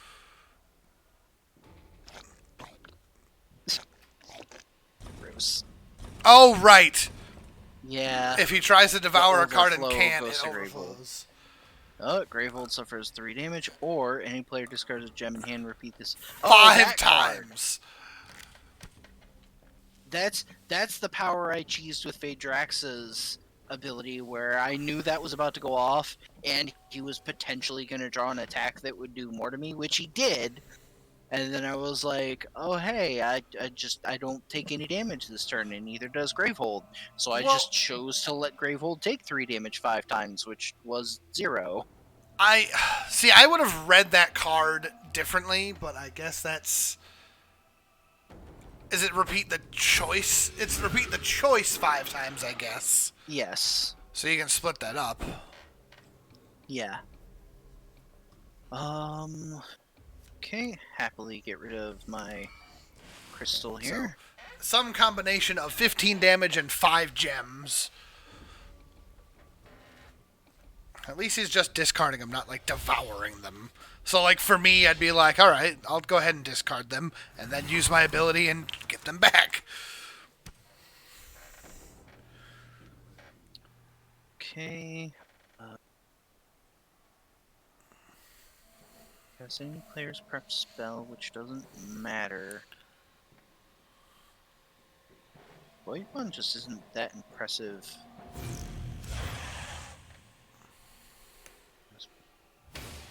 Eh,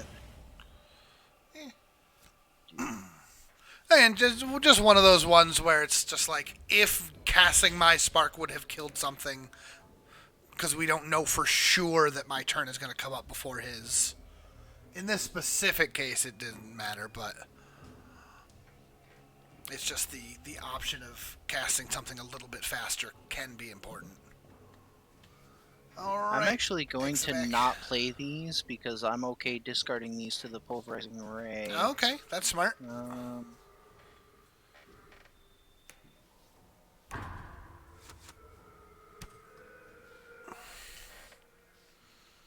Okay, we cast spell. And then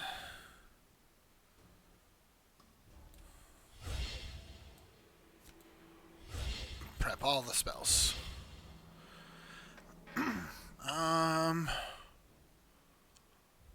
I guess for the same reason.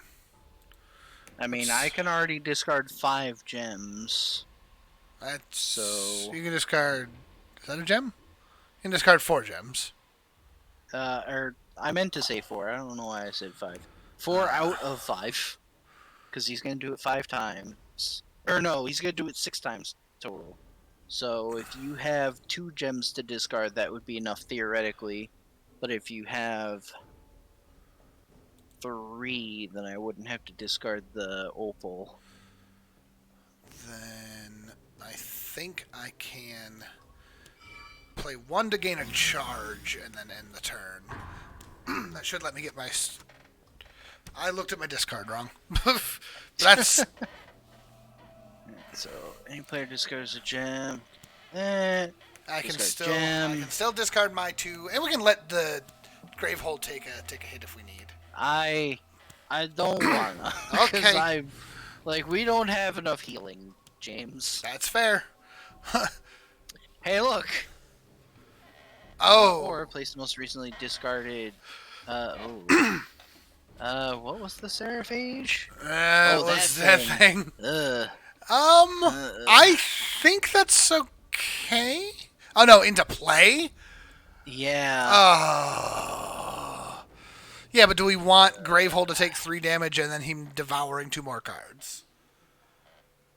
I mean, I guess it's if better the than Seraphage is back in play, he's gonna eat like it's gonna 7. devour 7. Yeah, it's gonna eat more cards than that, and Which will we do have more. to spend the damage to kill it. Yep. So yeah, I guess just they unleash.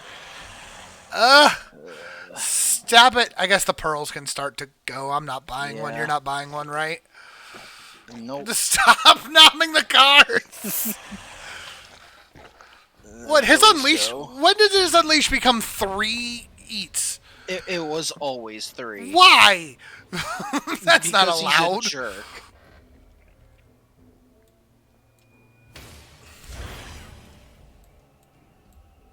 It's fine.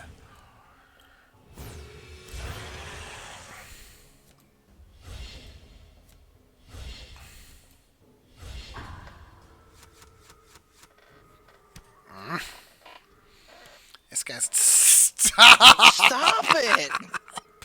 What the hell? Well, I mean, we're getting close to the end of 2. It's fine. 3 in there and 3 in there. So Searing Ruby, I don't need them.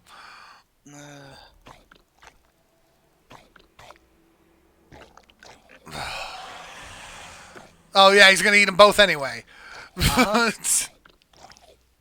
Stop. This guy's mean. No. Not. No, it's fine. Okay, God feeders. It's 3 damage. Devour a gem from the most. Congratulations! You're going to be devouring gems from the only gem supply pile. Yeah. No, it's fine. He's super dead. Good. I'm literally gonna kill him immediately because I'm tired of his shit.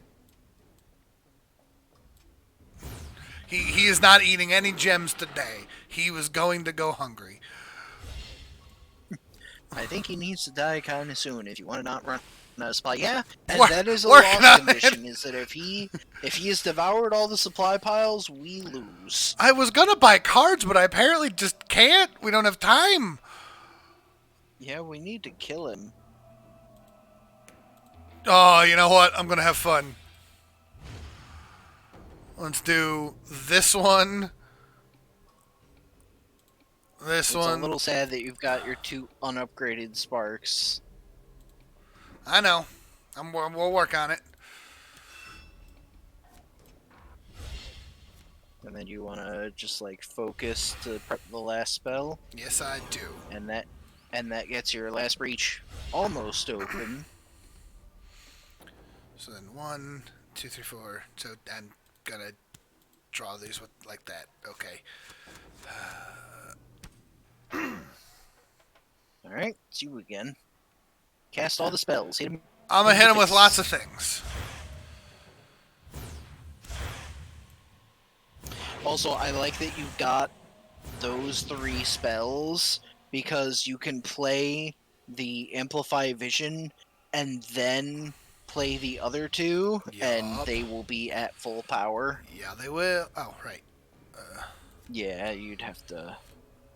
It's fine. Open the. I don't. You know what? Fuck it. It's fine.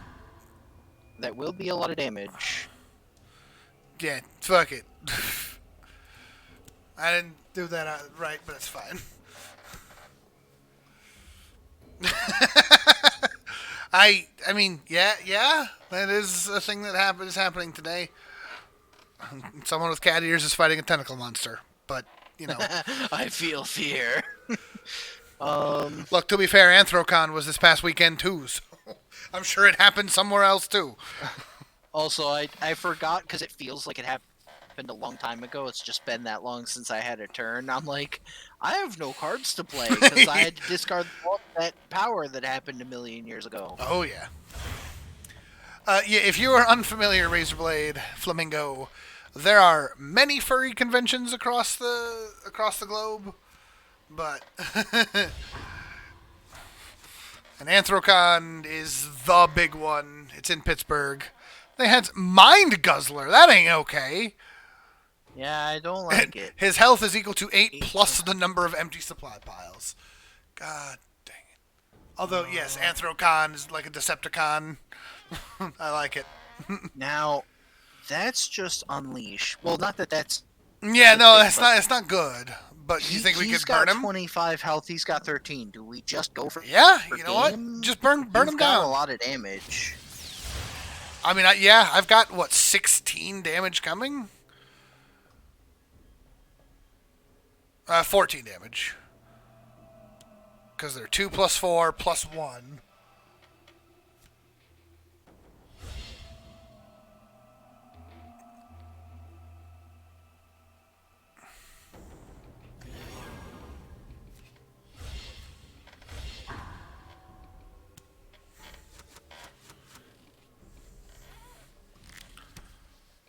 Ha ha ha! I'll take your mouse.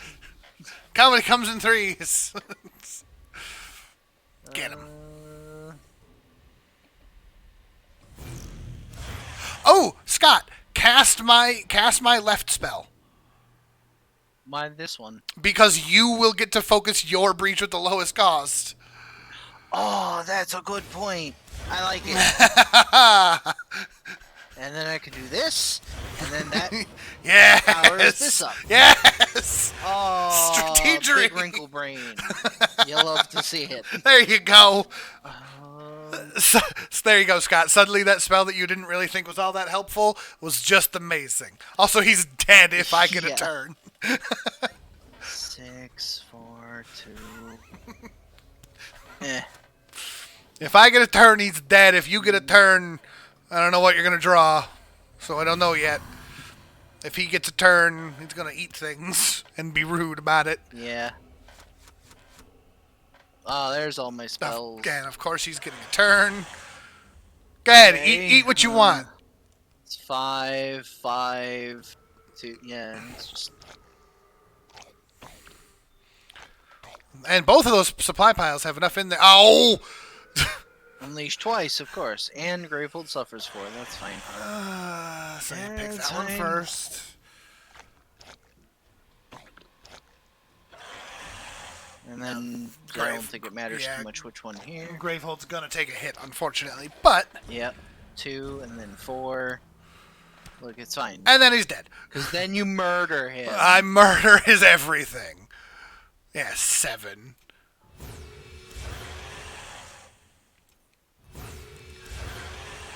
Good job, little squirrel. We did it. Yeah. I kind of like Lost. Yeah. He's I neat. like that he's over there just reforging all of his starter cards. Yeah. Makes them better. Makes them better. Instead of getting rid of them, he just makes them better. Ooh, and you know what I just thought of for another game at some point? He makes them better, but he doesn't necessarily still need them. So he can do that and then hand them off to someone else who can make better use of sparks, because they do still count as sparks. If you have a way to transfer cards. Well, if you have a way of transferring cards.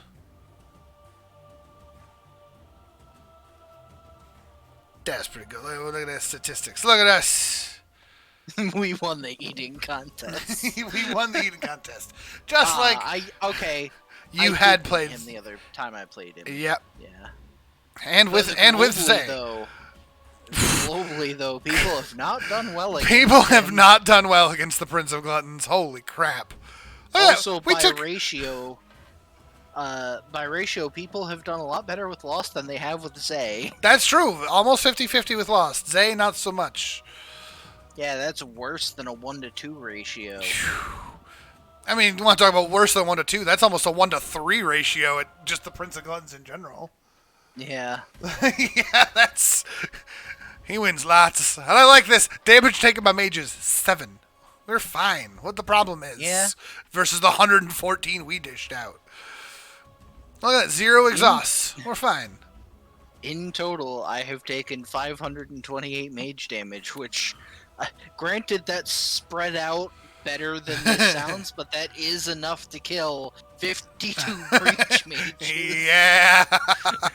Oh, you also killed, what, 24 grave holes? 22. 22. Almost 23. I have gotten exhausted 15 times, but considering the overall number of times I won, I think that's pretty good. Yeah, and look, the global total is 136,000, so your 15 is fine. No big deal. Ooh. Charges gained and charges spent are much lower this game for some reason. Yeah, I got kicked out again. Oh, well. But to be fair, that is, I don't think there's enough time to do another one, and I just heard a very loud thunderclap outside my window. So I guess the fun is over before I end up losing